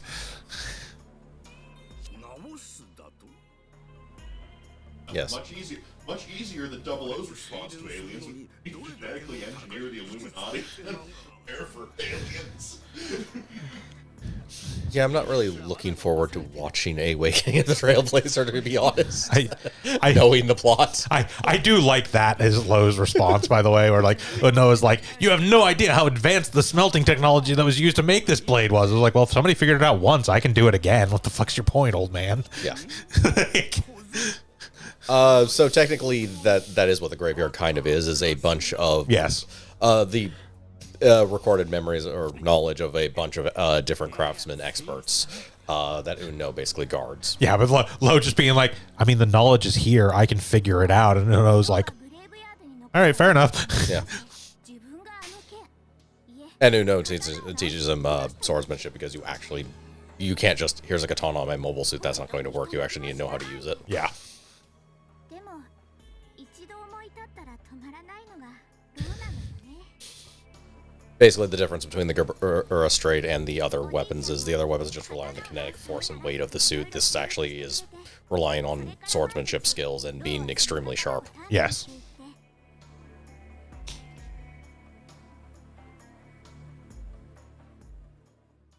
and other nonsense. As an aside, he also figures out that the projector that they use to connect the actual beam saber to the mobile suit can also just be used to fire out straight away fire out a bolt of energy. Yes. So he has learned to throw a bomb fireball with his suit. How would learning sword skills help you wield this weapon in a mobile suit, considering you're like, still have to use mobile suit controls? Because you know the actual forms and the way to move the katana, essentially. So ostensibly also what the OS does, especially for naturals, is there are actual pre-programmed motions and moves. So it is basically he would actually hypothetically know how each joint is supposed to move in order to do a good sword cut. I'm waving my hands a lot here, okay? It's like, they have the system, like the trace system in Gundam? Listen, whatever. It's as fucking justifiable as anything else about mobile suit operation. It's finding game inputs, okay? Yeah, he's literally going into Blender and he's editing a 3D model and he's uploading the animation files into the... It's that one fighting game where it was all the orb people and you could literally manually input moves by moving the joints around. Oh, yeah. Yeah. Realistically, 8's probably doing it. I don't know this. Yeah, there you go. There's your fucking answer. 8 is translating it. Shut the fuck up. He's also learning this from the space equivalent of the guy who goes to the mall to buy katanas. Uno is ostensibly the final descendant of a legendary tribe of craftsmen and samurai. Is also a playable character in this game. Yes. Actually has a bomb-ass melee insanely stat high melee and skill and garbage everything else. Yes. And extra damage with melee weapons. Yes, he is already unlocked. You actually unlock him, if I remember correctly, specifically by unlocking the powered red. Yeah. At least one of them. One of the red frames. Yeah. It was either red dragon or powered red. Yeah. It's either the first one that actually has the Gabura straight or the one that has the stupid big the 150 Gabura straight. Yeah. He's in our scout list. He's just not good. He's great at melee and fuck all else. Granted, being great at melee is enough to be a usable character easily, but it's still yes, when you have other options that are just as good, if not better, at melee and also good at other things, it's there's a reason Jim Gingham is currently in the powered red. Marlin, certainly no one else. Yeah.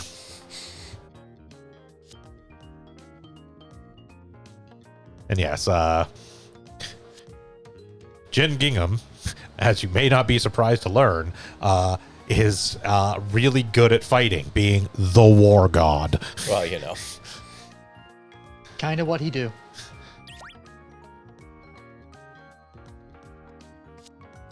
I love how 8 is subtitles 8. He's literally written out. Yes, numeral 8, parentheses 8.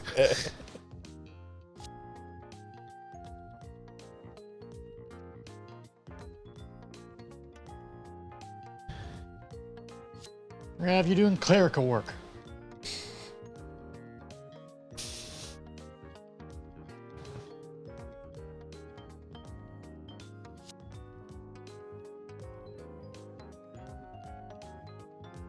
Yeah, Morgan just originally designated the suits as P01, P02, Yeah. etc. Why is I'm there a assuming P045? Oh, God. I'm assuming the P is probably prototype. Almost certainly. Probably, who knows? Yeah, because I don't think it's ever actually specified. Yeah, because these are different from the M1 Astrays. Yes. Yes.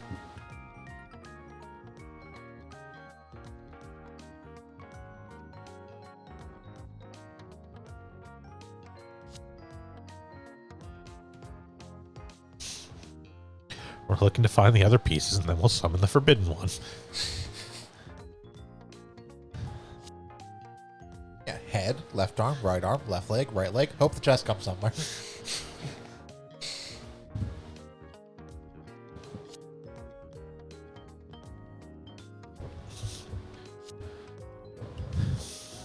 King of understatement, Liam Garfield.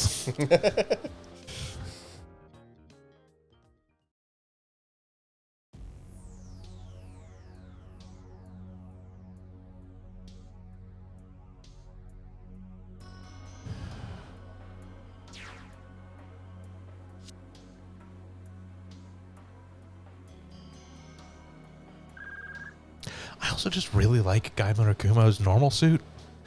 It's good. Yeah. Good design. No, yeah.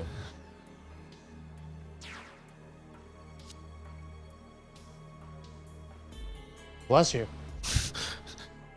What, do you think Ken Lucchini is a weird name? I've heard weirder. We'll get to weirder. Hey, do you know that Kenneth is Fennec backwards?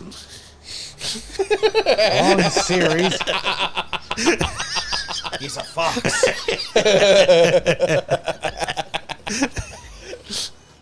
I'm gonna be honest, you beat me to that one by like a second.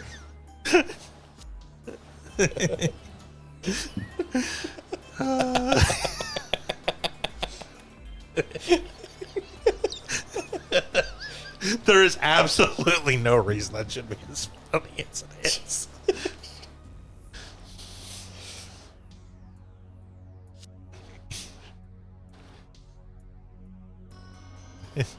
It doesn't even qualify as a fucking joke. At the least. It's only funny because it's a bit now. Yes. Yes.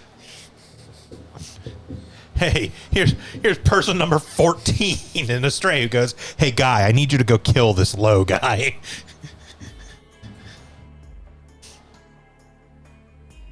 No, this is the opposite. He actually is trying to convince him to help him. Yeah. Why are you trying to help Low? No one tries to help Low. Kenneth is an interesting character. Yes.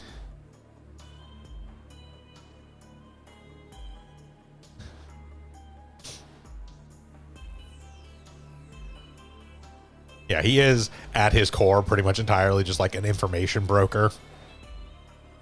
And for whatever reason is just amused by Low and the crew's random stuff. So he actually... Yes. Listen, I think it's real funny that some random motherfucker just found this like nigh unto Gundam mobile suit and is just fucking around with it.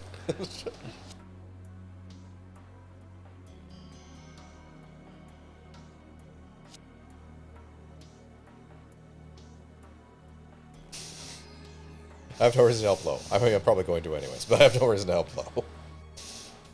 Unless you're paying me.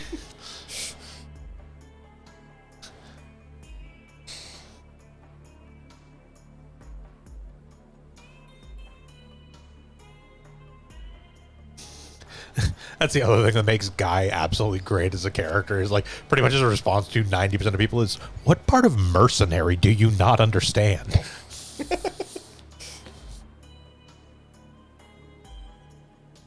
Hi, Guy Murakumo. I want you to do this thing. Cool. What are you paying me?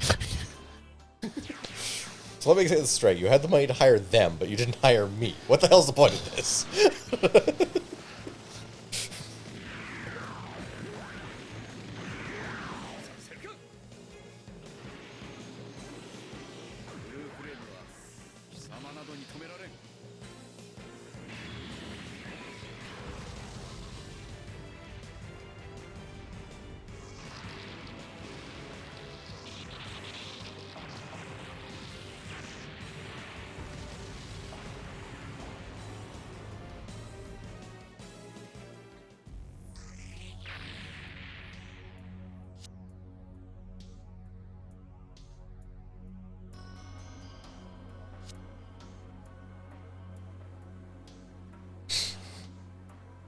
On the bright side, I don't have to pay them because you're going to kill them all. Also, I didn't like that guy.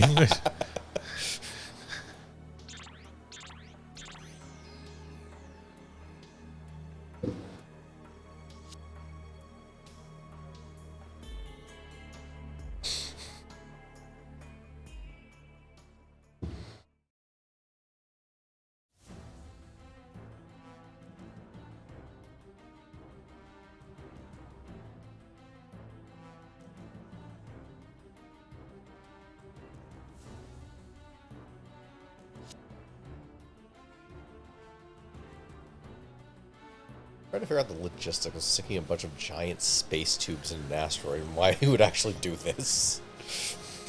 I think it's more of a scale thing at that Well, point. so you have to realize one of them is the input tube, and you squeeze it, and then it makes noise. Yeah, okay. It was actually a mid-build Super Mario Space World And they just haven't got a chance to paint the pipes yet. Ah.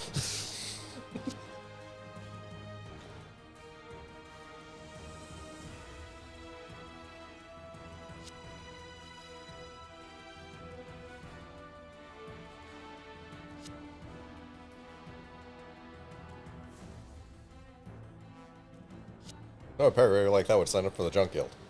Unless we were up to something.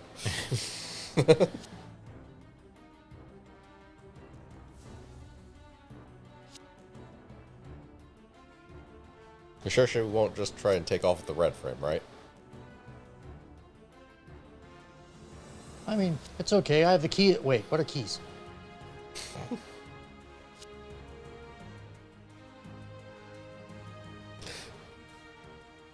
Not the best of excuses, but at least these were like prototype suits I could conceivably see. What are keys? Them not having any locking mechanism in the first place, especially since they hadn't fixed the OS.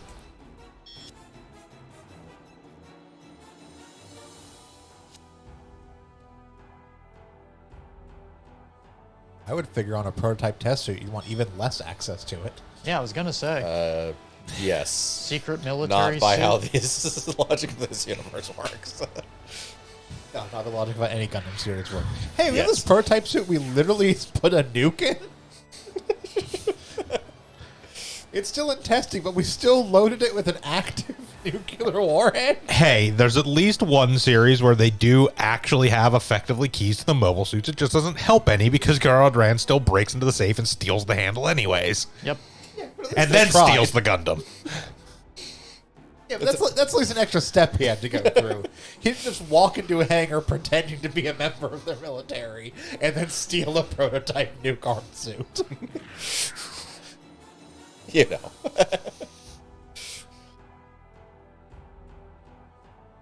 You only see like 5 or 6 people at that fucking base. You figure someone would know what they people look like. I mean, in fairness, at least he went to the effort of like disguising himself and pretending to be a member of the Earth Federation forces. As far as we know, Atherin and the Asshole Squad just showed up and walked off with the Gundams. Yeah, yes, they specifically attacked Heliopolis. Yes. It was a raid and not Yeah. a infiltration. That helmet is so dumb. Looks like it's a dinosaur head. Now I understand why Wallfield painted it. Yeah, right.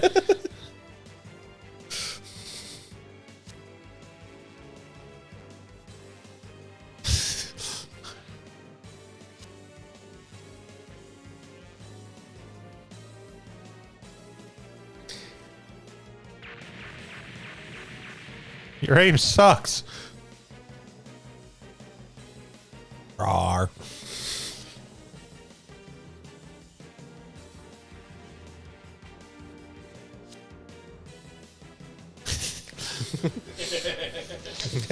Thank you, Lo. It's just like, I mean, the pilot's actually pretty decent in that chin. You also suck. In fact, she does suck. Yes.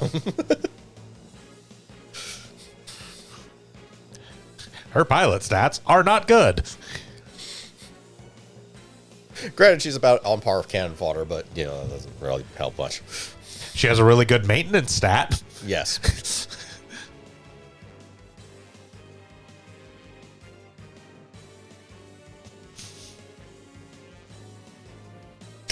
Try to stay put. That shouldn't be hard. You can't pilot this for shit.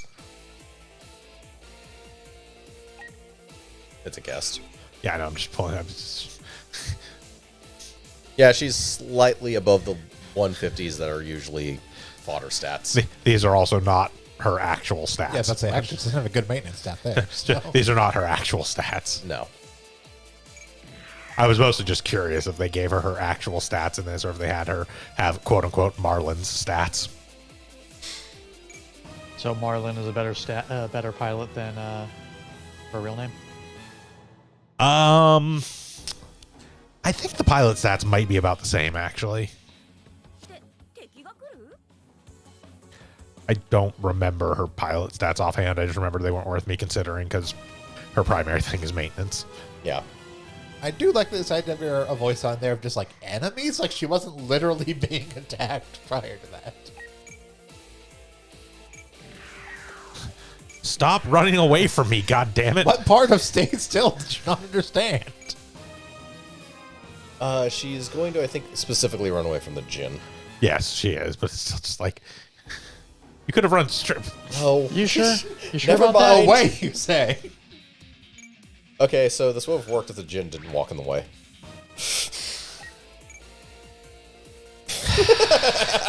Dick!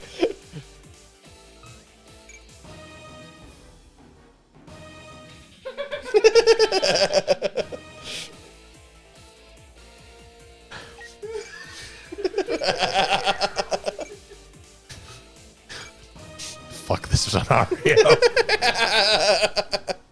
Okay, there we go. It doesn't matter what the Jin does. Yes, I did the logical thing of moving in a direction not towards the fucking astray.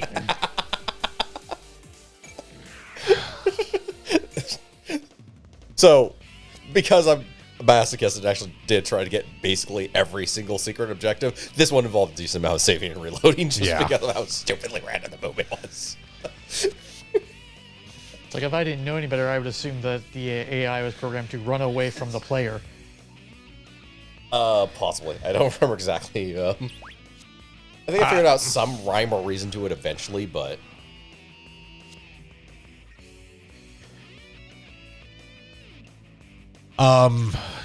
thankfully, because there's only like 3 objects on the field, this is by no means the most frustrating of any of these because it's No. fairly quick reloads. Yeah. But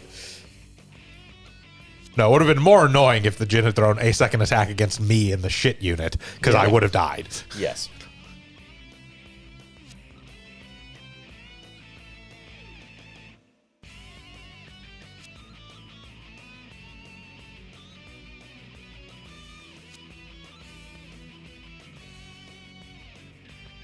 I don't Someone know. who You- can't pilot.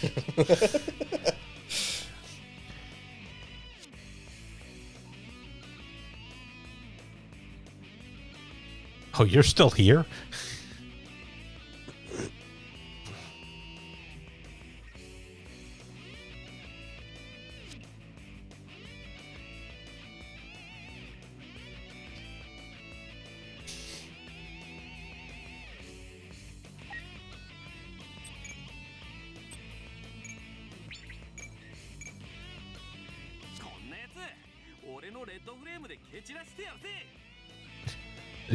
Is that a katana? Who uses a katana in a mobile suit fight? Who built a katana for a mobile suit?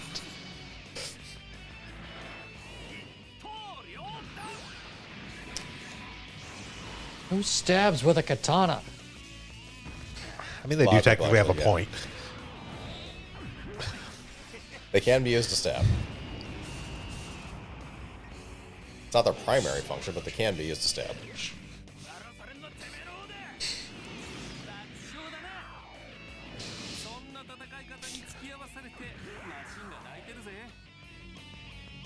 As an aside, in-game low stats are actually pretty solid. Yes. Yeah. Also, stupidly high maintenance. Yes. No surprise there. If anything, it's actually probably low for what it should be. 250 at base level is actually really high. That's true. Also, if I remember correctly, it's his highest growth stat as well, so it goes up by like 5 every level or something like that. That makes sense.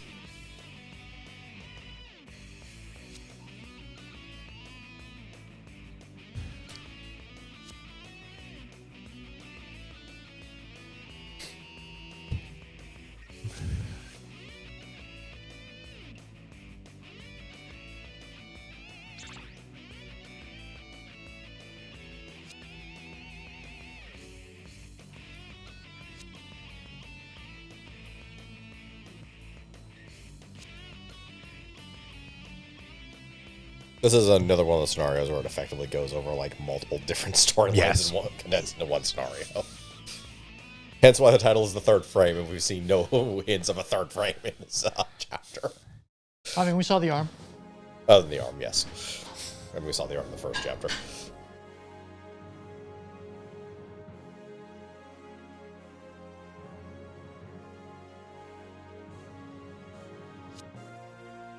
Not only that, but also some stuff like, again, being brought in from like R and the other like variant Astray side, the side stories of the side stories. Yeah. Just to, again, kind of explain what's going on, because, again, Astray is almost intended to be read in the way of you read all of them at the same time. Yeah, sort of. Like, you can get away with not doing it, but it definitely makes much more sense if you actually read them and just be like, oh, that's why he suddenly has a katana and shit like that. Yeah.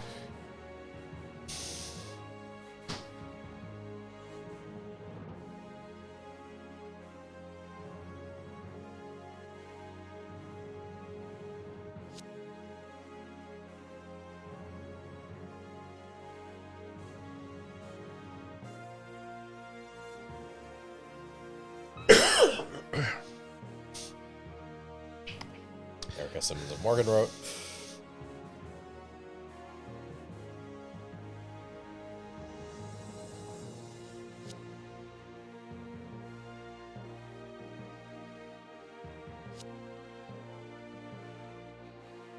Surprise, it's Yuri. Yes, one of the 3 Astray pilots. Yes. Hence why she sucked. Yeah.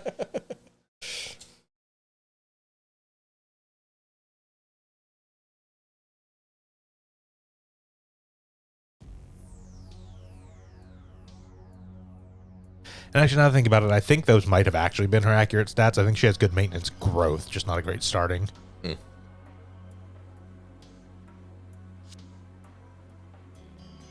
Either that or I'm remembering one of the other Stray team. Doesn't matter if they all die. Yeah, I don't really pay that much attention to them. I just know that there was one where I was like, that's really weird because they're a pilot, but they have good maintenance.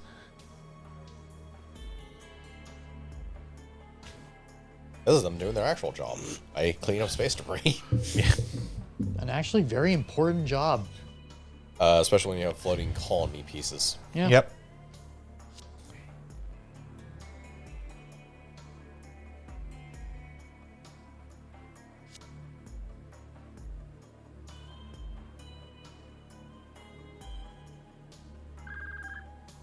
No, again, just bringing back to a point I've made multiple times before when discussing hard space shipbreaker. I would love if that game had like a multiplayer mode where you were taking apart like huge like capital ships and stuff. Yeah. Yeah, that'd be pretty cool. It is unfortunately not in the plans for that game at this time, and I totally understand it too because that's a nightmare to actually code. But Yeah.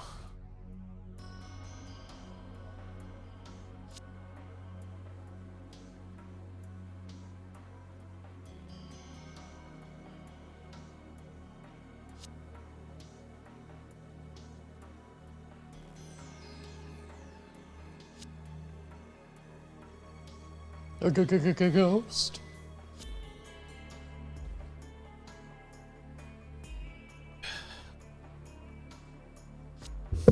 why is it honking like a swan? I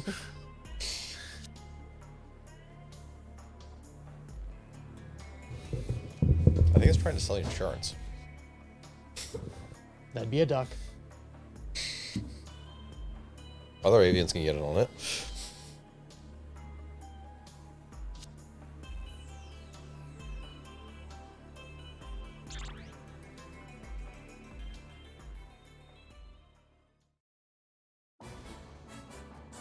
Also, I'm going to be real here. Like, I get it. You've got this cool suit. You want to use it. I'm still not entirely sure I would necessarily go out in the Astray Red frame for a salvage operation. As opposed to when you're presumably purpose-built salvage Like, craft. yeah, construction suits. Like, the only thought is because some of these pieces are really big, they might need more powerful cutting force. So, like the beam saber compared to what they normally have on the smaller construction suits. I mean, again, these are suits explicitly designed for this type of salvage work. This is what they did before they ever discovered the frames. Yeah. I mean, that doesn't mean that this is more capable of the destruction necessary. Yeah. I mean, it's not like they readily had access to mobile suits prior. Ish, but Estee, they're not even here to destroy it. They're really just here to put it into a stable orbit so it doesn't fall to Earth. Yeah, Well, it's they're true also, too. they're also the idea that they're gonna have to break some parts off to help do that. What's up, Slappy? That's right. This is the ruins of Heliopolis. Yes. Yes. I was trying to remember exactly what this was. It's like, it can't be Junus. That's later. No, this is explicitly the debris of Heliopolis. But yes, the gold frame. You can tell because it's missing an arm. Also, because it's gold. Yes. You can tell because it's missing an arm because in the manga it's black and white, so... That's fair.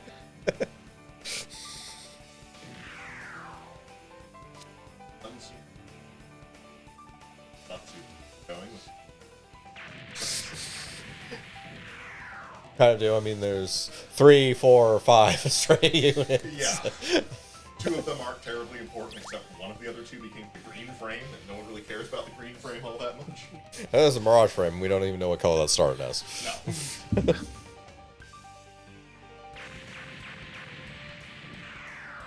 I mean, I have access to the green frame. Yeah, it's purple in this game, but that doesn't mean... No, the Mirage frame is purple. The green frame is green. Yeah, the green frame is green. I said I have access to the green frame. True. Yeah. I'm not fielding it because who fucking cares? It was from one of those spin-offs of a spin-off. I don't remember which. But we sort of accounted for most of the 5th grades. In truth, they should just keep coming up with strays because there's no defined number of them. But yeah, that was explicitly when I was putting together stuff to field for our, open slots for Seed. It was explicitly, I'm going to field a bunch of Cosmic Era suits just to have them, but I limited myself explicitly to a single suit from each of the frames. Yeah. But I don't care about the green frames. Who gives a shit? That's why we have the powered red, the blue second L Lohengrin, the gold Amatsu Mina, and then the Mirage. Because Green there frame is- exists. That's because more than it deserves. there isn't a variant Mirage. The Mirage is just the Mirage. I'm going to assume the reason why the gold isn't the Amaterasu is because We were already using it. Yeah. We already showed the Amaterasu a lot, and also I actually kind of like the Amatsu Mina more than I like the Amaterasu. Yeah, it is actually a neat design. Not even necessarily from design, but like more from a gameplay perspective. The Amatsu Mina has a little bit more, it's a little bit more usable, I guess is the best way to put it. Yeah. The Amaterasu is very powerful because it's one of the DLC units, but it's not. It's a starting crush suit, but it Yeah. isn't as needed as... It gaps out over time pretty quickly. Yeah. Much like the Lord Astray really is... Yeah, I'm almost Yeah. certainly going to be removing the Lord Astray at some point, Yeah. which is also technically an Astray, but So is the X Astray. yeah.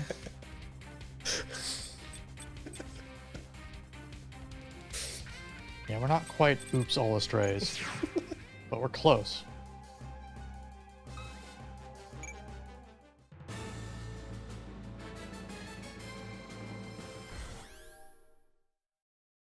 Oh yes, Rondo Gina Sahaku, the pilot of the Gold Frame, to be confused with Rondo Mina Sahaku. Yes.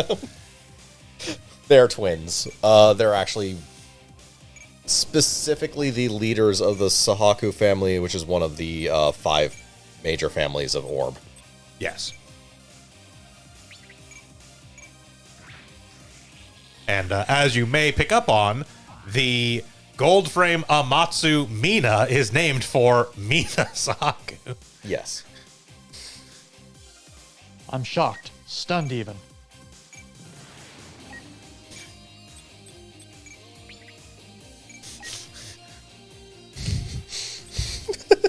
Please let it actually have animation. Unfortunately, it's not going to. No, it doesn't have That is a animation. shame. It has animation in our hearts. Yeah. Every one of us sitting here knows exactly what that's going to look like, and we're fucking dying. Turns out it was really easy to deal with debris out. This guy in a dome on costume showed up, and he just grabbed it and chucked it into space. Yeah, the very big piece has a lot of hit points. Yeah, that's like 50,000. It is also very big and therefore vulnerable to All sorts of shit. more specifically the perfect self. Yes. Anti-large will, in fact, fuck that thing right up. Yeah.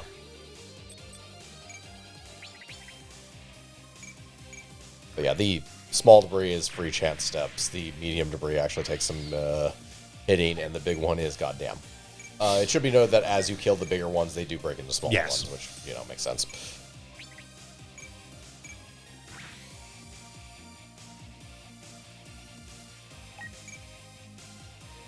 It is nice to have a mission where most of the stuff doesn't swing back. It speeds up the animation. Yeah. Likewise, while it may not have animations, we all know exactly what that just looked like. Yep. That was absolutely just Jim Gingham in the Powered Red chopping a big fucking chunk of debris in half with the 150 Gerbera straight.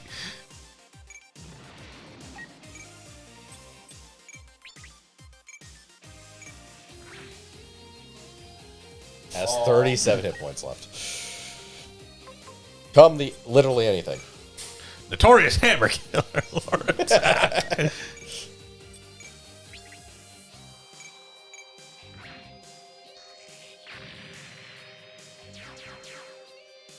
What? My god, there were gins inside. Oh, I was expecting something more difficult to deal with. Like bigger pieces of debris. Yeah. It's not the pinata contents I expected. Oh, boys. As a side, our actual goal is to move the rehome up. Or not the rehome up, the home up. Yeah. Hence why clearing the giant piece of debris that is directly in front of the home is actually a pretty good move to focus on early. Yeah. Makes sense. All the debris on the side is basically just chance steps. Yeah. And or experience, you know. Yeah, we're not concerned with experience. Everyone on our team is way higher level than they will ever need to be for a playthrough on normal difficulty.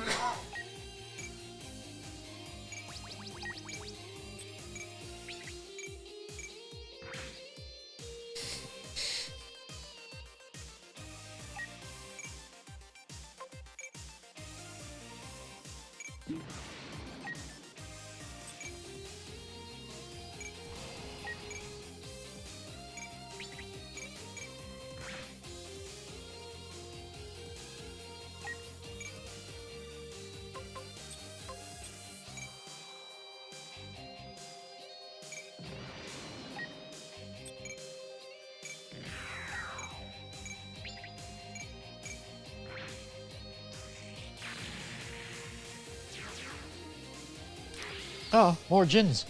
I would not be surprised if all the main route ones are gens. Almost certainly.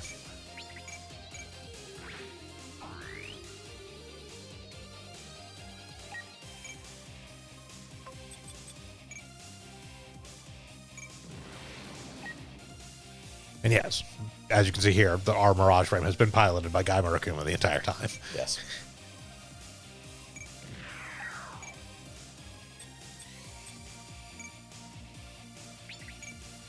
Though, strangely enough, the Mirage frame has been built out to be basically a clone of the Matsumina. Yes. So,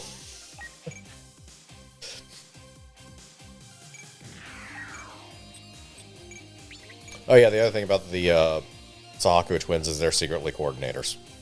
So that happens at least once. Secretly. How is that a secret? They don't tell anyone?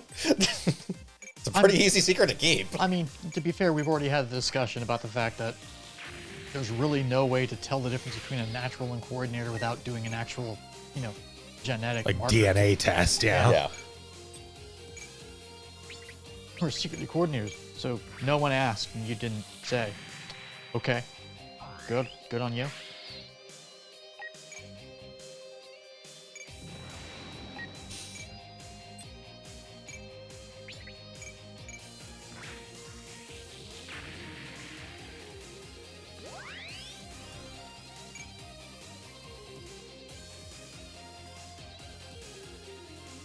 It's like a gin over there. Yeah.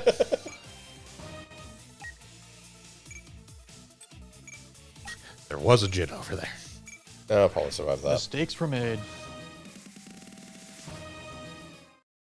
All right, that's on the map. Yes, the gold Way frame. the hell up The there. gold frame is over there.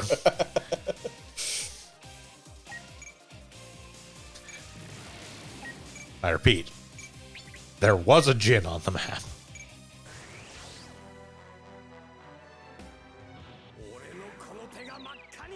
This is what that rubble gets for denying us.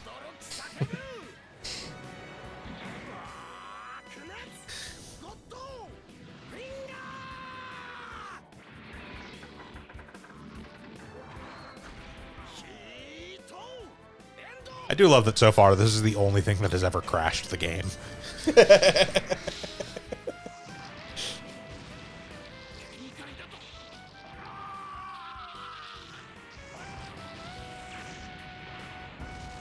Like, I have played this game on my Steam Deck where it's actually not supposed to work. And it has not crashed. Don't want burning finger. What was it, like a helicopter? Crashed the game.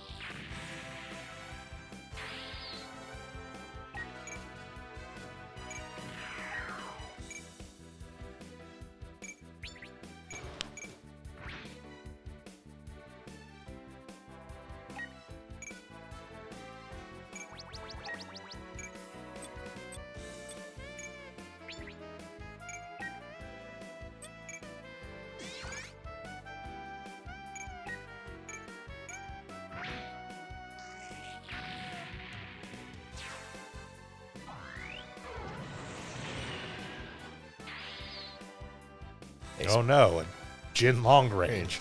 Yep, Whatever long will I range do? reconnaissance. Yep.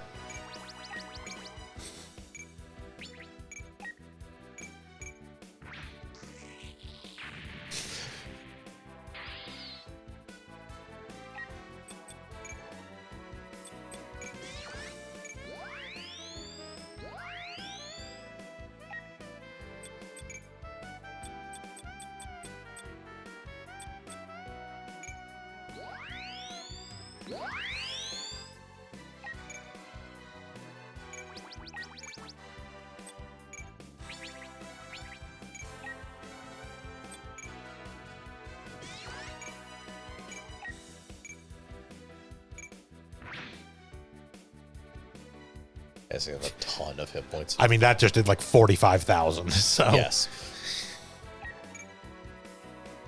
it did what was intended for it to do with all the stack up I was doing.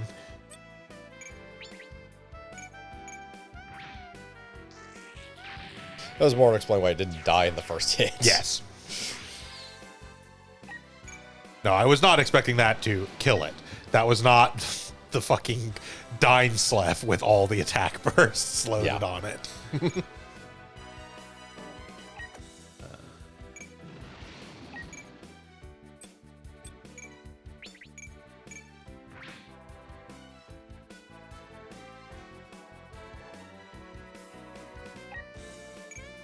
So move maximum speed, which Yes. yeah. It's still going to take forever. Like, there's no way Yeah. around that. This thing is just slow. Now the bright side is once you've actually cleared like all the enemies from the board, which you almost have, Yep. there's not really much to keep you from There's a chance step right there.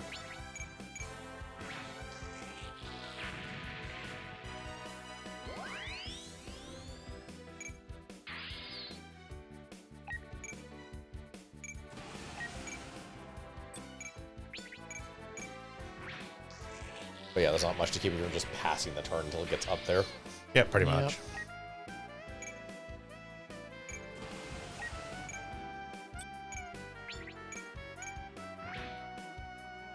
Honestly, if anything, this scenario just annoys me that they make me move the home.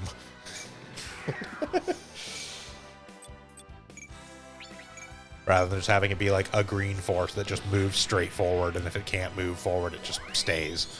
Yeah. Which basically just means your job is the debris clearing and not also the movement. Yeah.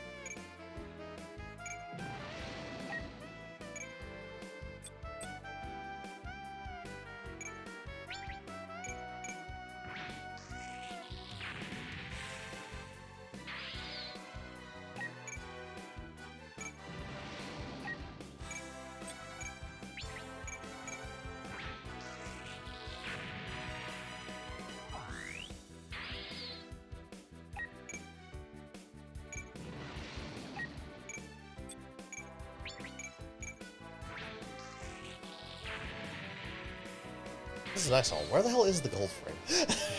Like up there? Over here. Over there. Okay. It's actually past the target area.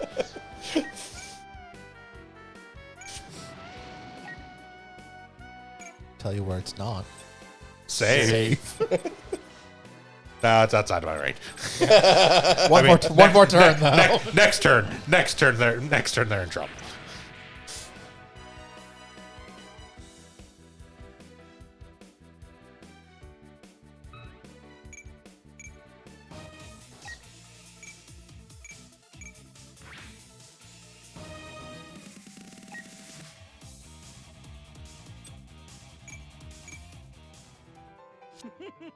I'll move back to go fight Yes. Low is over here. Yeah. And again, technically has been the entire time. I just don't care. It just did a weird thing where it moved towards us last turn, then moved Move back, back up to go attack fight low. low. Yes. Yeah. I mean, it's still fucked. Yeah, no, it's still nowhere near far enough away to be away from the perfect. So I have noticed on normal difficulty, it tends to give you like a mulligan turn where it purposely does like nothing or Yeah. like some innocuous action that doesn't actually affect anything.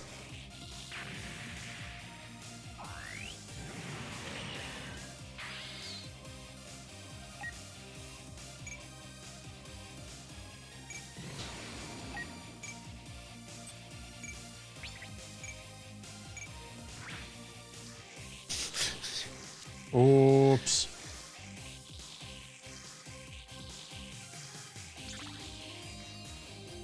Fuck me, time to go.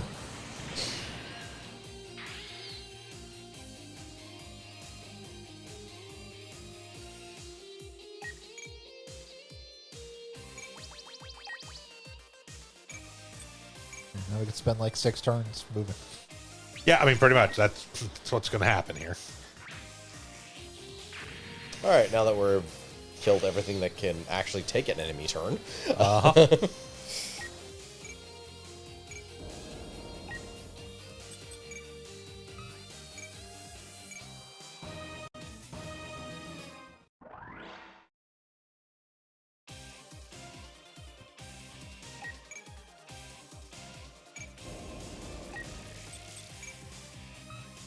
Scooting to the finish line.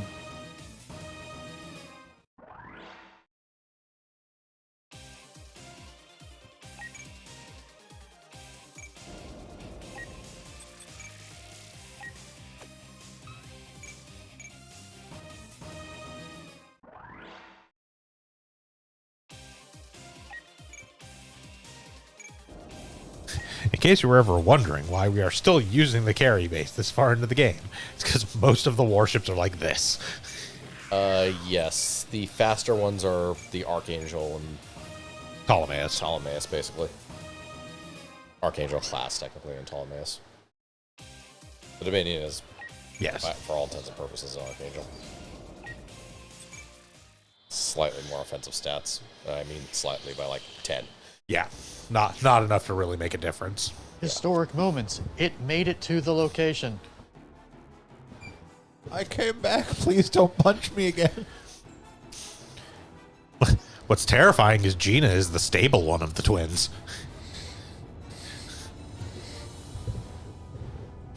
Yes, but less reasonable.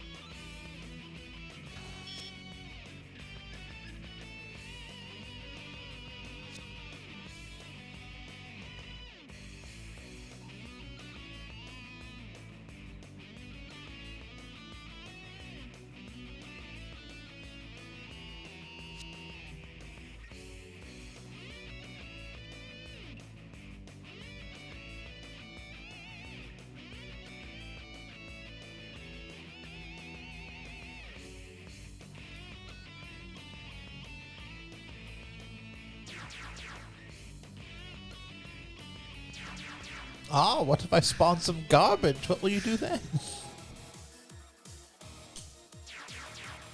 Oh no, extra garbage.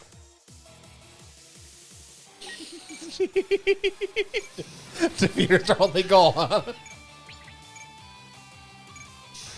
Not again.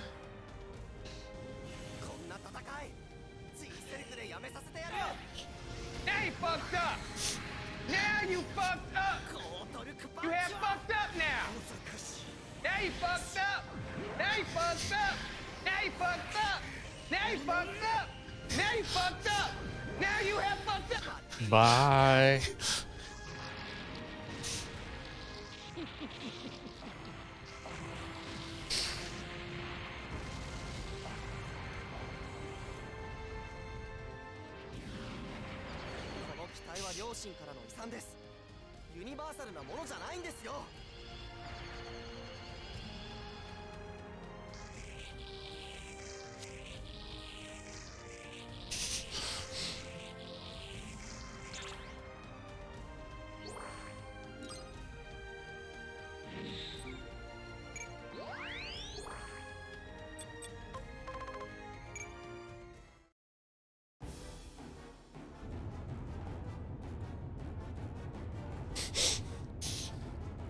Fine, just throw some photon torpedoes into the wreckage. We'll take care of the problem.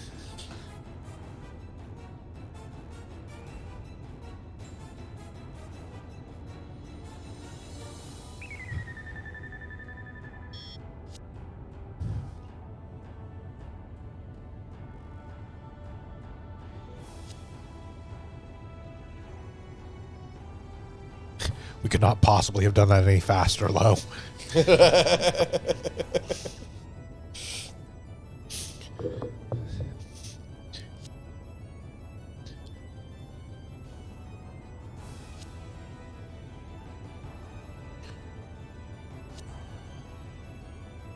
Yeah, I think short of already standing directly next to where she was going to spawn. Still would have done it in one activation. So speaking, the gold frame showed up, got screw punched so hard it sent them to Gurren Lagann. And then you're like, we were too slow. It's like, how much faster do you want me to be? Destroy them before they appear on screen.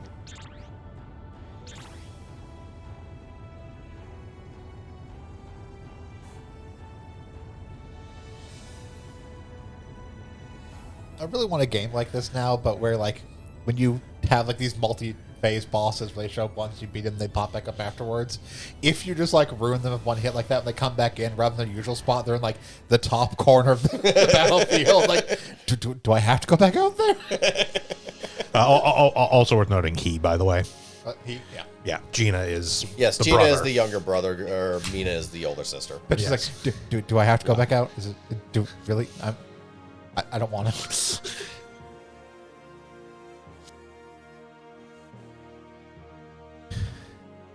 They are purposely androgynous, and Lo actually switches pronouns constantly on them. Yes. It looks Partially like because they kind of keep themselves concealed as well. But looks like we landed in one piece. Really unfortunate for that dude underneath us. Yamcha, no!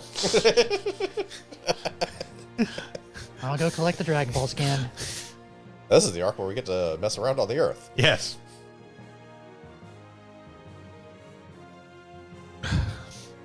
Now the home is wrecked. But Yes. for a while they pick up. Oddly enough, because at this point it's post the African part of the series, they pick up Wallfield's damaged Yes. ship and his Buku, Yep. which they keep. Fair. But yes, Gina and Mina are sort of intentionally androgynous. Yeah. That's why I had to go check and remember which one was which. Yeah. Because they also doesn't have help that- feminine names. Yeah, it doesn't help that the only distinction between them is their middle names, Gina and Mina. Yes. Neither of which are. And Mina, I think, technically has lipstick. Yes, Mina has lipstick. This is literally the only way you can visually tell the difference. I think she's slightly smaller in portrait. Yes.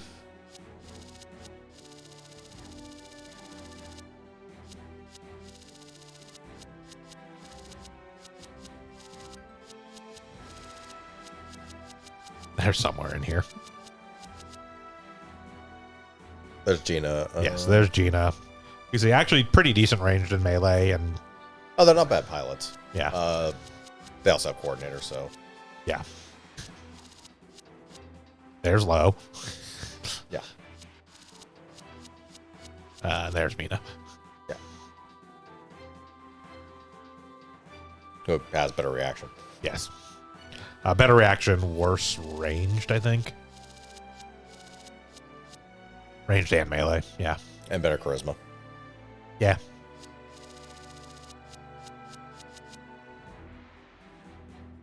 Not that it's a good charisma by any means, but No, I mean, it's above what a pilot usually has, so. yeah.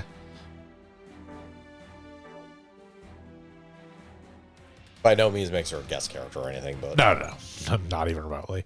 But decent enough charisma to get the benefits of that regular pilots get out of charisma. Giga Float.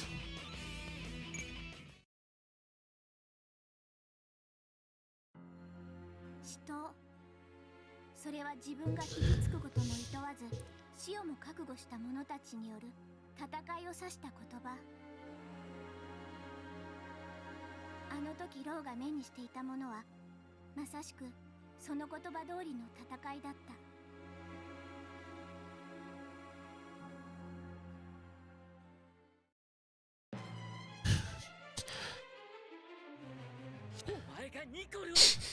Yep.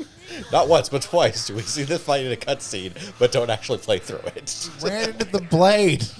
Deserved it. Lo witnessed this fight, apparently.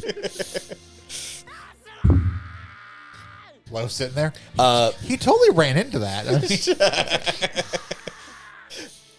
didn't just witness this fight, he actually picks up Kira after the fight Yes. and in the rain runs him to Reverend Malkio. Reverend Minakio. Yes. This is an incredibly important character that the series forgets about. Yes. That's fight to the death. There's no better way to describe the fight that Lo saw that day. Just cuts to the inside of the land ship they repaired, Wallfield's land ship, and Lo knocking on the bathroom door. Hey, you okay in there? It's been like an hour. Want me to, like, get you some water?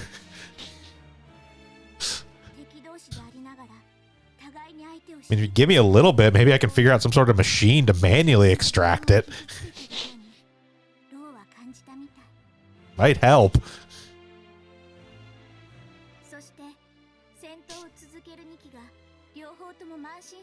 Oh, what, the mobile suit fight going on outside? Yeah, I don't know. They're being melodramatic. They're fucking teenagers. What do you want? They're being melodramatic as the series. Well, no. Being melodramatic is Seed. Astray is... That's true. Why the fuck are they being melodramatic? It's not that serious.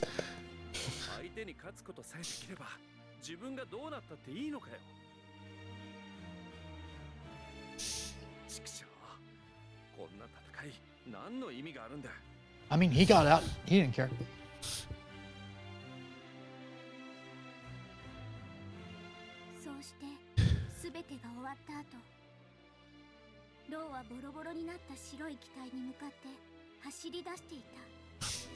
And Lo was there too.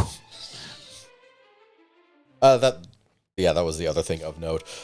During the whole salvaging of Wallfeld's ship, they actually did meet Martin DaCosta. Yep. This is especially funny later on in space when they're because the Junk Guild is resupplying the Eternal because they have to get resupplies from somewhere. So they're specifically there, and they fly out in Wallfeld's Buku. He's like, hey, isn't that my Buku? And just Martin DaCosta's just panicking in the background. He just, I don't know, sir. What's my name on it?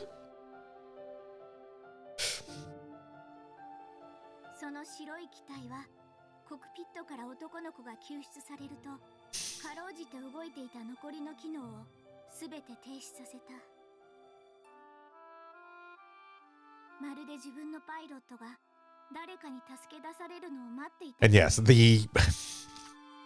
one of the things I actually genuinely enjoy about Astray is it does have the same tendency that a lot of the UC side story mangas happen to have, especially the stuff based around the 1 Year War, where it's like, oh yeah, and these characters were also at the Battle of Solomon and Abawaku, except Astray does it in the funniest way possible. Yes. Where it's like, the Junk Guild was not at all involved in the fight that just happened. Lo was just kind of there watching and being like, what the fuck are those two idiots yelling at each other about? One of them just fucking why would you do that? All the like UC 1 Year War stuff is supposed to be like, oh, yeah, they were over here and had their own like heroism, and this Federation pilot bravely fought this whole like this whole like side fleet of Xeon or whatever. Meanwhile, Astray in comparison to the main storyline of Seed is like, no, they were just over here trying to make money, man. Some people have to fucking work for a living. We already accidentally crashed on the fucking planet. Now we have to deal with this shit. Yeah, and there it is.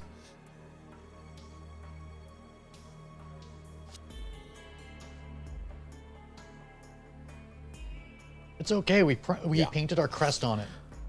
They did put the Junk Guild crest on it. Yep, you can see it right there. I mean, Yep, the three wrenches. yeah. And the like recycle symbol. Which actually is actually a very cool crest. I do actually like that. As somebody who spent a lot of time talking about emblems when we were doing G-Gen Genesis and all the like really cool emblems for really stupid teams and the Xeon forces.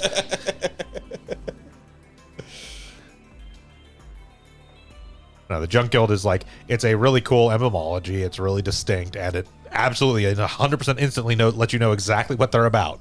Yep. Yes. Like, hey, we are reclamation mechanics. Please don't shoot us. This thing doesn't even have weapons on it. Nope. Even though this is technically a warship, they did remodel it. Yes. Specifically didn't. And yes, this is an orb fleet.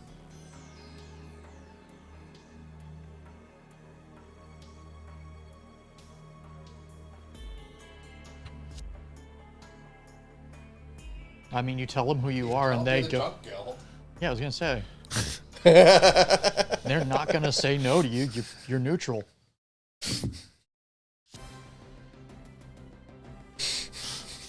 Also that. Yeah, this is just Erica Simmons screwing a friend.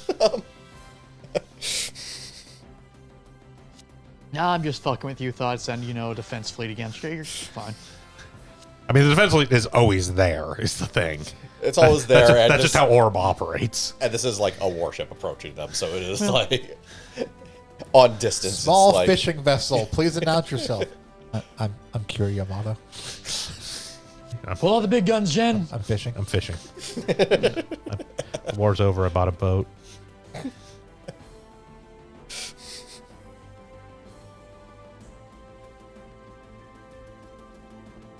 Oh, this thing does actually float. It would make a good boat. Yeah. Oh, what, the reclaimed warship? Yeah. That's the thing. It didn't initially. Like when Wallfield had it, they could not have taken it on the water. The Junket specifically repurposed it to be able to work on water. Yes. Which again is just so stupidly funny how insanely good at engineering they are.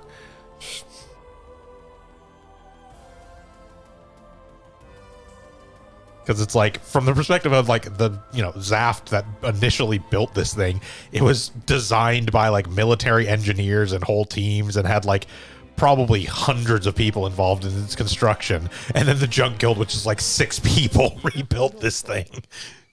Lessup's class. Yeah. Yep.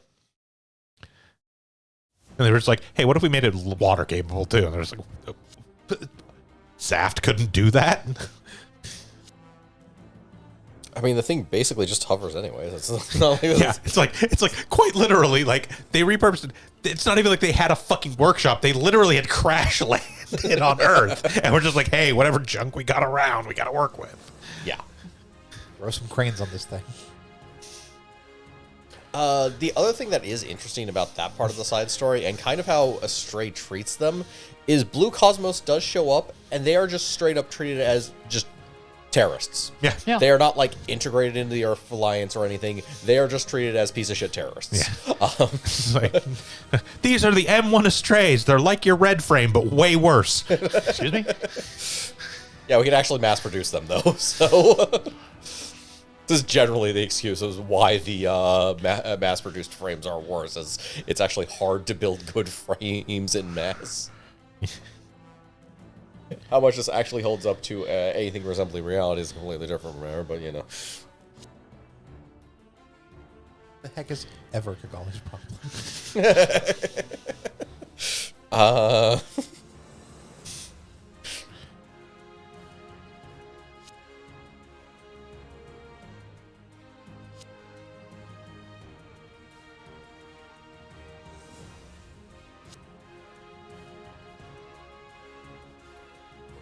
Oh yes, as an aside, if it wasn't obvious enough, the reason why they were at Heliopolis was specifically to basically the professor got a tip from Erica. Erica, like, hey, there might be some interesting shit to salvage over at Heliopolis. Yeah. Yeah. She purposely wanted them to retrieve the Astrays. Yeah. We may have built even more secret mobile suits there.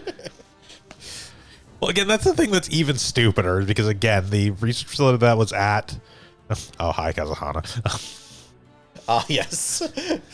I forgot she's here. We'll see more of you later. Yes, we will. I'm not talking about story. I'm talking about when I field the child war crime squad. So Kazuhana Azur here is a member of Serpentale. Yes. She is 6. Yes. She is currently doing negotiations. That tracks. That being said, no, the... Our mercenary company demands cookies. Scarily, Kazuhana is probably one of the best negotiators in Serpentale. Yes.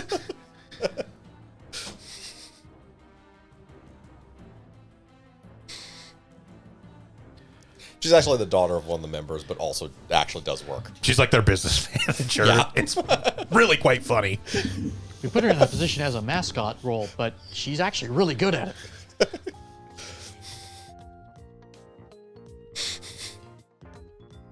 Ooh. Low, who has no object permanence. Look, man, the glasses work for Clark Kent. What the fuck do you want? Her hair was done in a different way, too.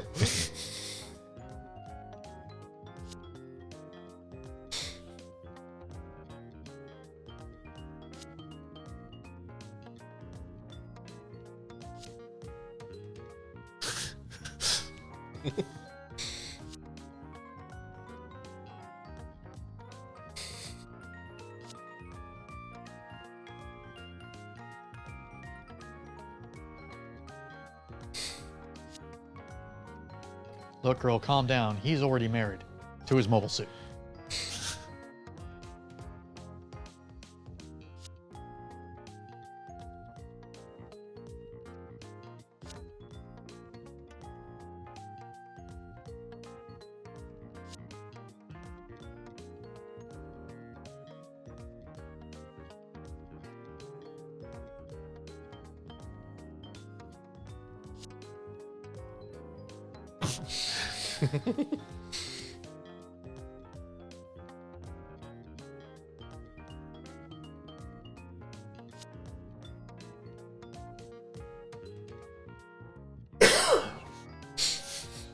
Almost twice as fast.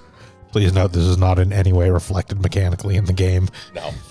They are just outright worse than even the base red frame. Maybe she just means twice as fast as they were Yeah. before. Twice as fast to get blown the fuck up, maybe. Now, mind you, they're still better than pretty much all the other fodder Oh, during yeah. the Absolutely, First but War, that's but they're still yeah. mass-produced Their armor is suits. made out of cardboard rather than wet cardboard.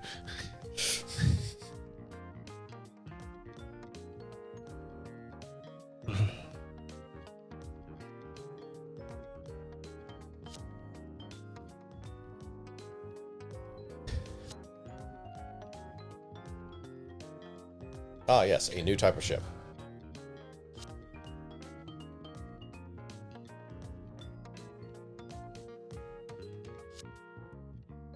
Wait, I'm confused.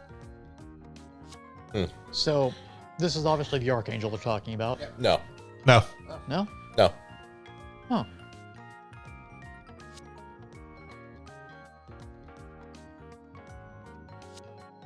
It's related to the Archangel, but it's not the Archangel.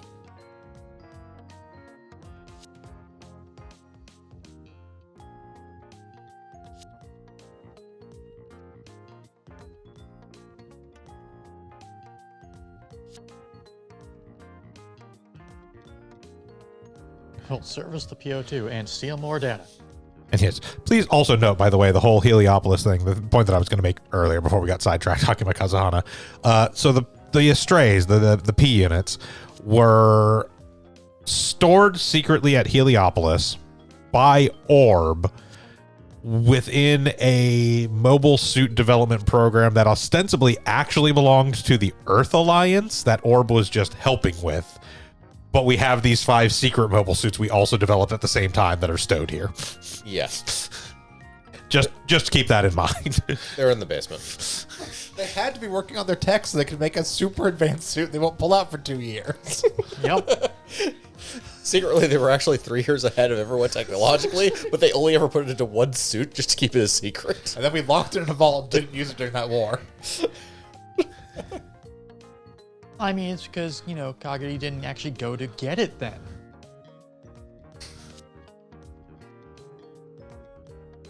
So really, it's all Kagami's fault.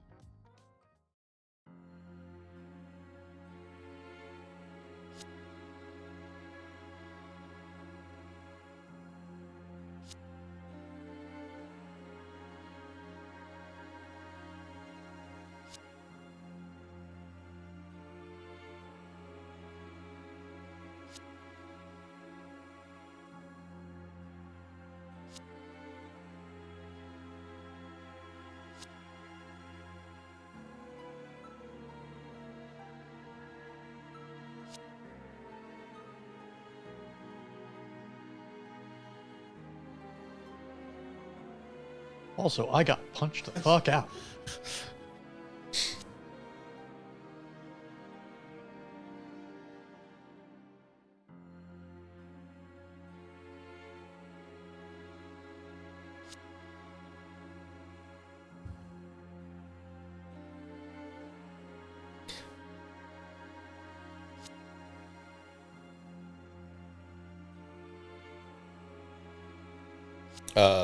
There's an unshown scene here, which was a duel between Low in the red frame and a mysterious pilot in a M1 Astray. Yeah. That isn't necessarily what they're talking about here. I think this is the... No, this is explicitly the confrontation with the gold frame Yeah. atmosphere. Yeah. But he does technically lose to the mysterious pilot. Could be anyone.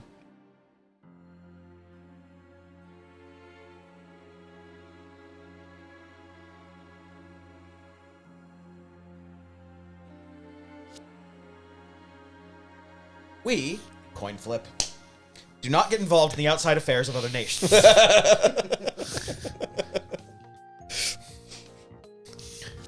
So the Rondos do have an actual explicit goal. Yes. They're... Because this doesn't really come up in this, I'll just plain explain it. Initially, at least at this point in history, their goal is more or less to have the Earth Alliance sort of win in order to have Orb be in disarray, so Orb can actually just knock them out and basically take over. Yeah. They are more or less trying to... The weird thing about it is they're not, despite how they're coded, they're not actually really terribly villainous. No, they're not. They are political. They're not really villainous. Yeah. They're basically trying to have the end result of the war be Orb wins. Yeah. Orb wins without actually being directly involved in said war. Yeah.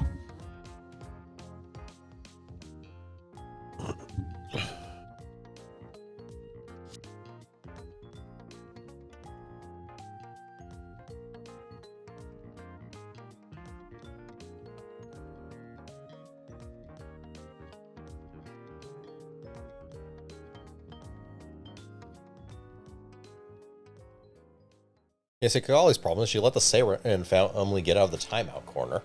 Yeah.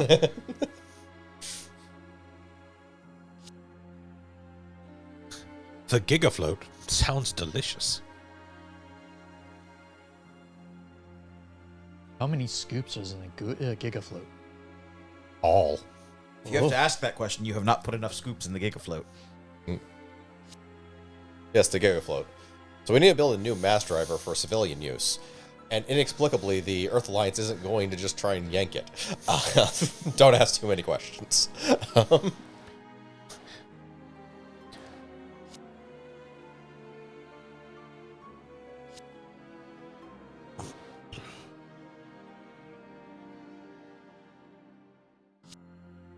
No, the ship they are asking to repair is the Archangel.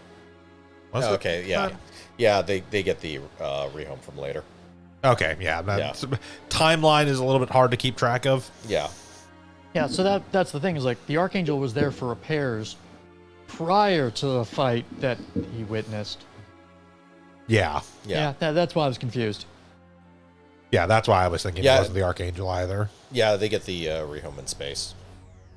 I think. Maybe? It's been a while. I haven't actually I'm reread. pretty sure the rehome is Yeah. also a space-only vessel. It no. It's a supply ship for the Archangel, which itself is... The home, or the whole class that the home is from, was specifically a ship built in tandem with the Archangel. Yeah, the- designed To be a fall resupply, around yeah. to be a supply ship. So Yeah, it the definitely Cornelius needs to go on class. Earth as well. Yeah.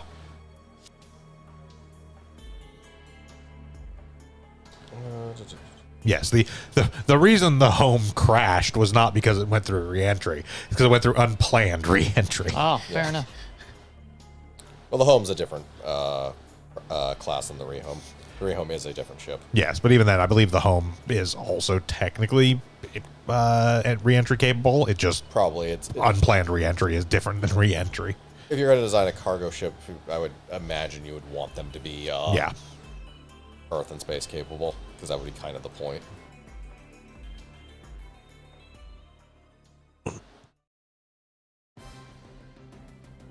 and your re-entry method was, oh shit, let's go grab the red frame real quick and protect it so he doesn't die on re-entry.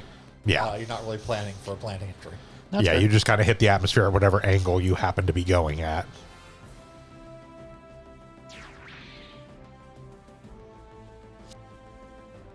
And this red frame is specifically the one that they did a 5-minute OAV about specifically to sell a kit. Yep. Yep.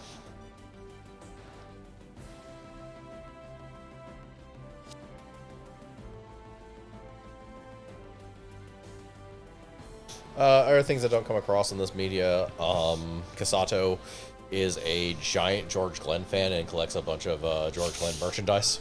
Yes.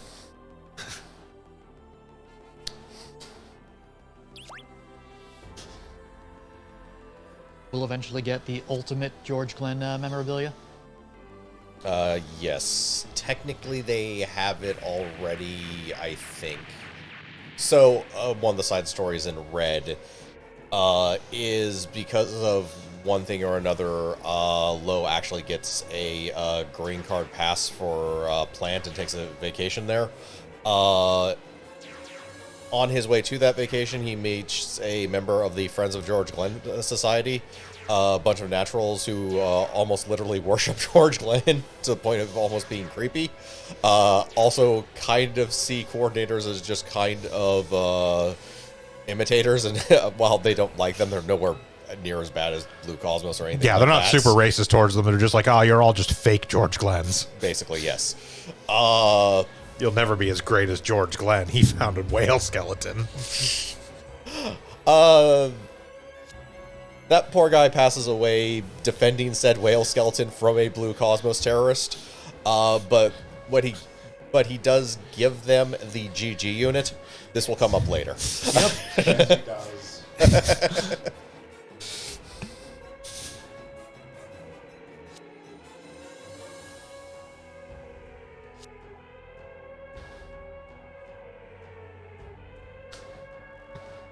You should also note that this series has done more with George Glenn than the entirety of the actual Oh, the anime mainstream did seed, combined. yes. Like 2 lines I was going to say, to be fair, that in a isn't tough. flashback episode. Yeah.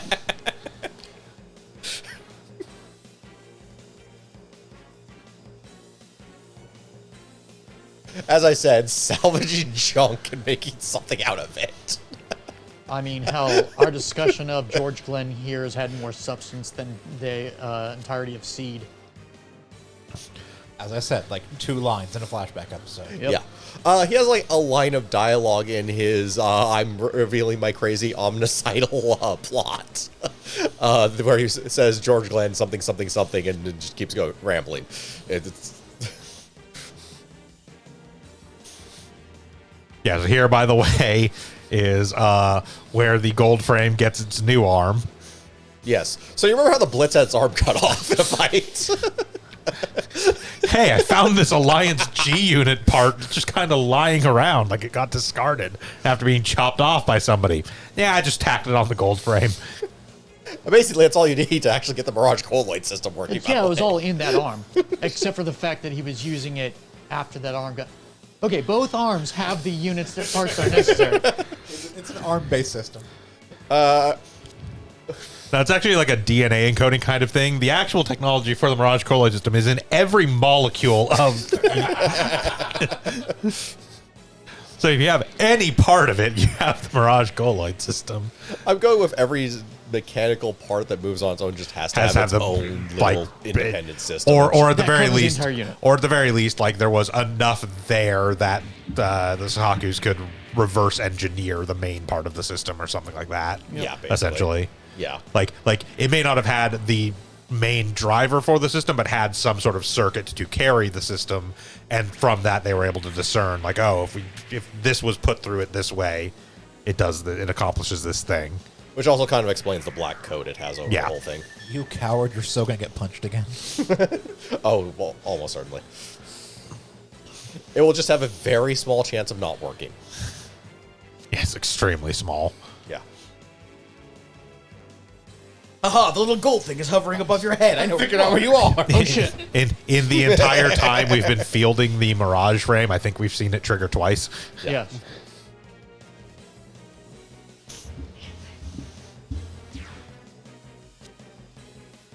It should also be noted in the previous fight, the right hand of the red frame actually got destroyed. It is actually using Which is gold why he put frames the gold one on. Yeah. Yeah.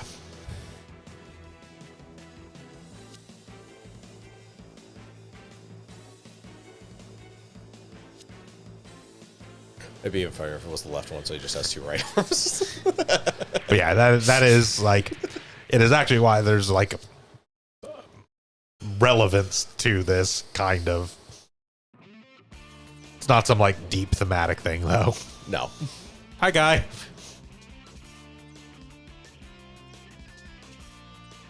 I've been hired to defend this thing because it's actually important. And people will pay money, apparently. They finally figured out this mercenary thing. Also, extremely like anyone who threatens the Gigafloat is my enemy. It's like Gina's not here to destroy the Gigafloat. Wants to kick the shit out of Low and then leave. Yeah, but you'll probably just look dumb and hit it, so I might as well get in here. Yeah, that's fair. It's really just Guy trying to find an excuse. Yeah.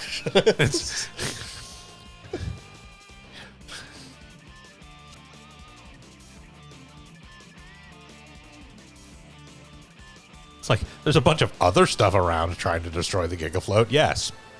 The gold frame is not among them. Of course there's other stuff around. We need something to do.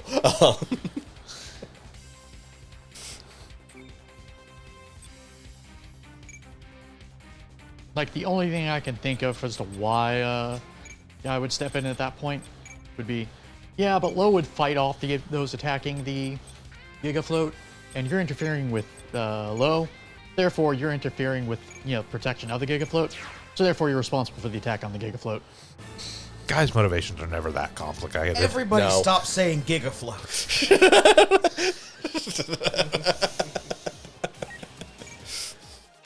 Can you defeat Gina? Yes. Yes, we can.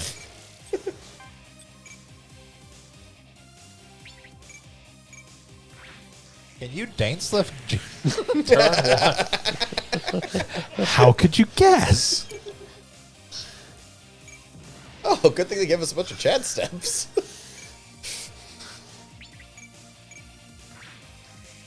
The Din is a respectful pile of junk that just crashed into the sea.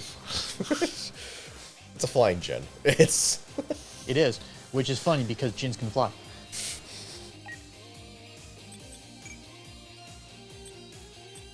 First beta.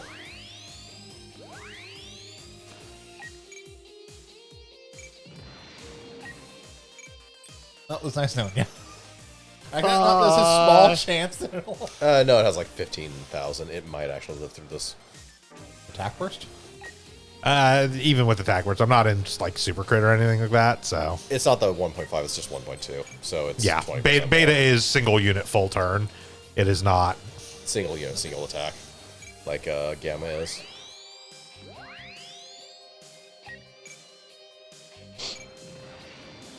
When you want to be extra sure. Now, mind you, it doesn't have like phase shift armor. No.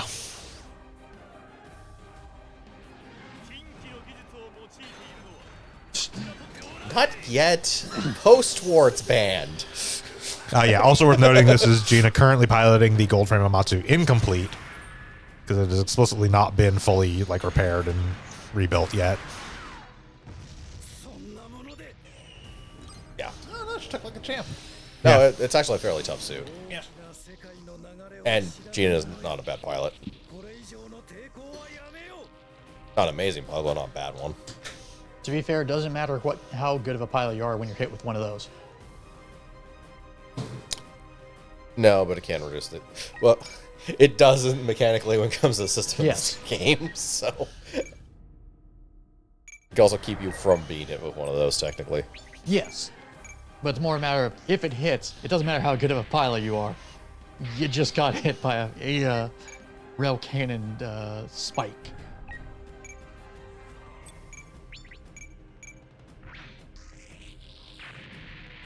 Mostly yes, though phase shift armor is unusually good at protecting against physical attacks.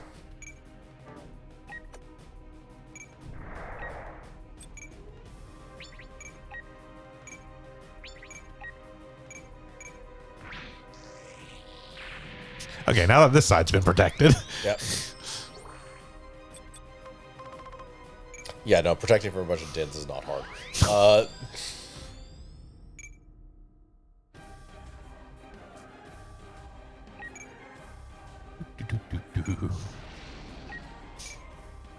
Hey, Lo, check out this katana. I want that.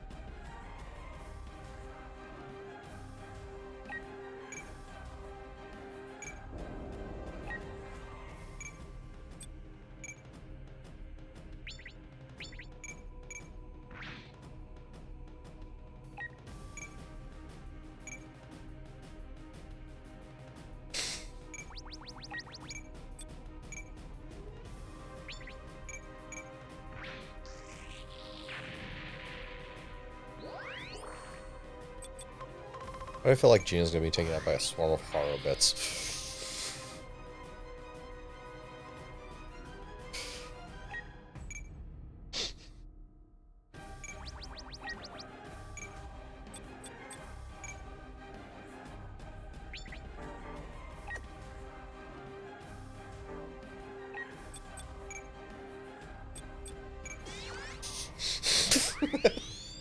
But she's about to be taken out by a swarm of Horribits. You absolutely, positively have to make sure it happens.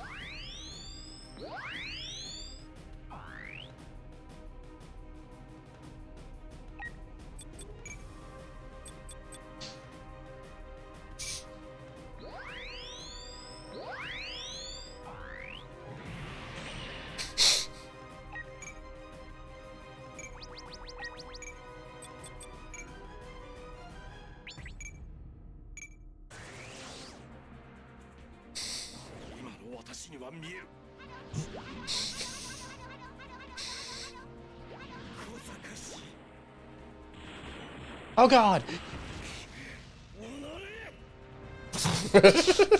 Would have been enough to do it on its own.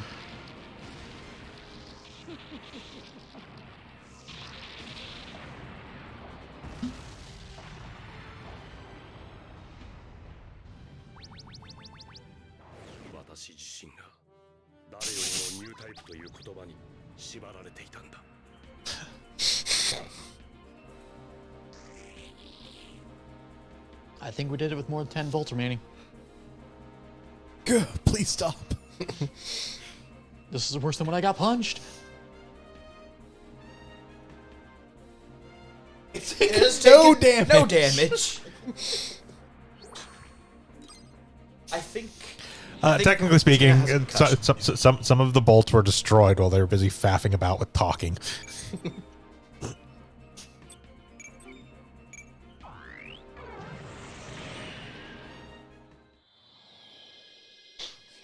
Hey, it's a historic moment. You remember when he got shot with a railgun? Oh no, goons.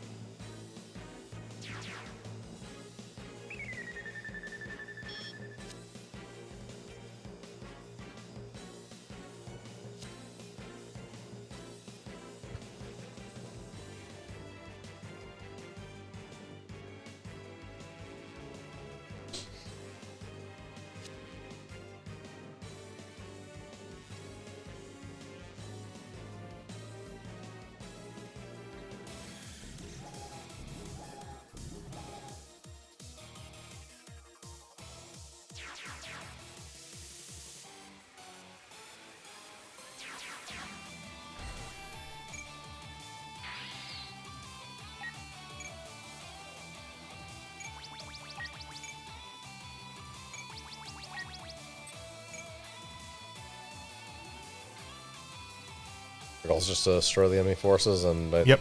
not lose all the bolts or something. Yeah. Yes, all joint boats being destroyed is still a lost condition on this one, so. Yeah, but we don't have to police them as Nope. closely.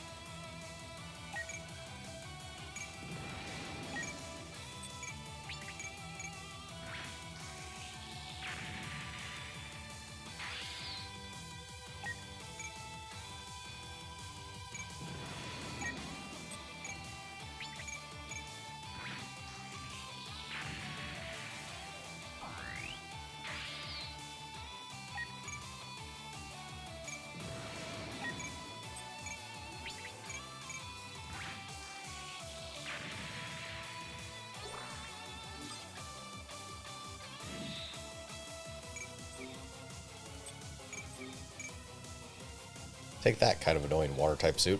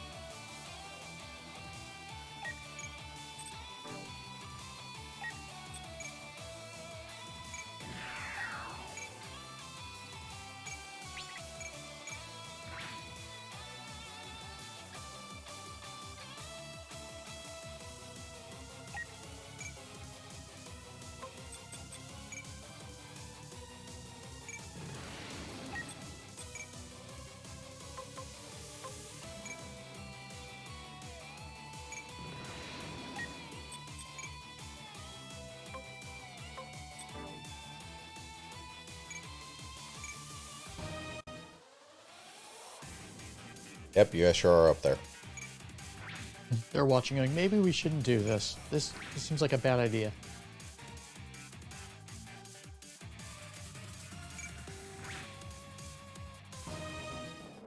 I mean, I know we have a mission to destroy these bolts, but fuck that surfboard. Screw that. That transport. Those were dead.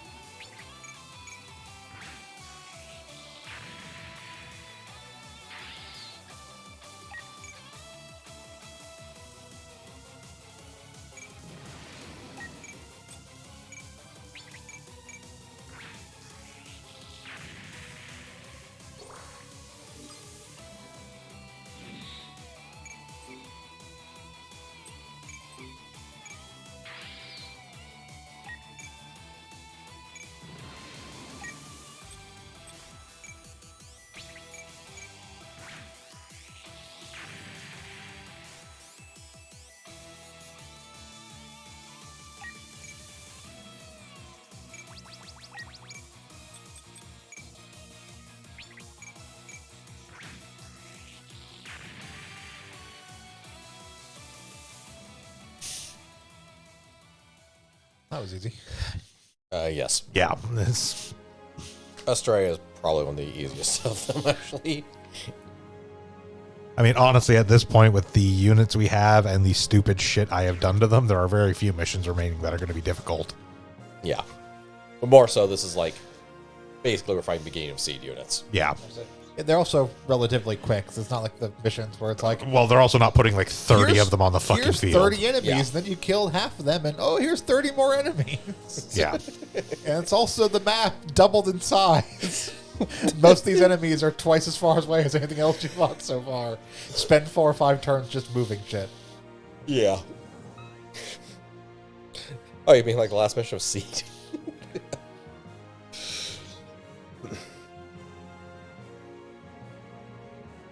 I have a great idea. Add 40 more tiles onto the map and then put enemies at the very end of that.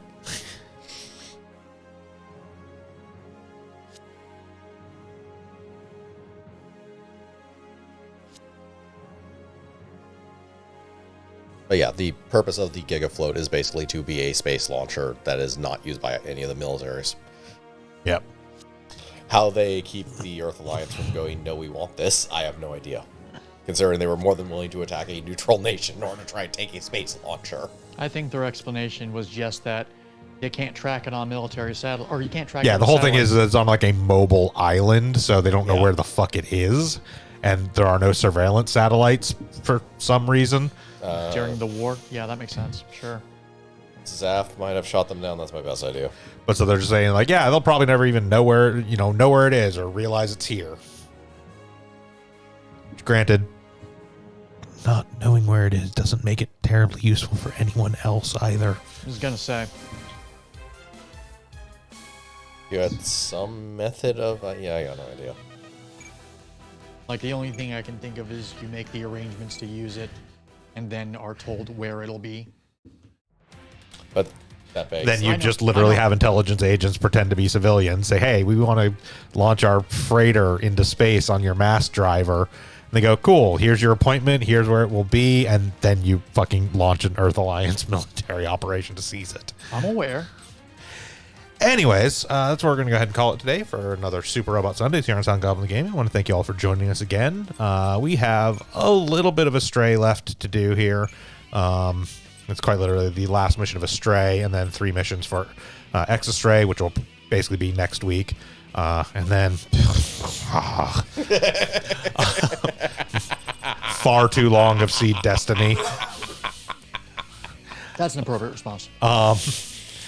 But yeah, till then we've got more Pokemon Infinite Fusion coming up tomorrow on Poke Mondays. On Tuesday, We'll be taking a break on yeah, Tuesdays. we're taking a little bit of a break now that we've wrapped up Maneater. Tuesday streams may return at some point, but for now we're going to start taking a break on Tuesdays. Thursdays, we're still continuing through the Dying Light DLC, though that should be wrapping up pretty soon here, I would think. And we'll be back here next Sunday for the remainder of Astray and the last reprieve we get for probably, I'd say, 3 weeks it's going to take us to get through Destiny, at least, maybe 4. It's 9 missions, and they don't shut up any more than regular Seed did. No, it's only stupider. Yeah. But until then, I've been Bograt. I've been the Krampus. I've been Shiv. I've been under green. And I'm Vincent. Have a good one, everyone. Goodbye.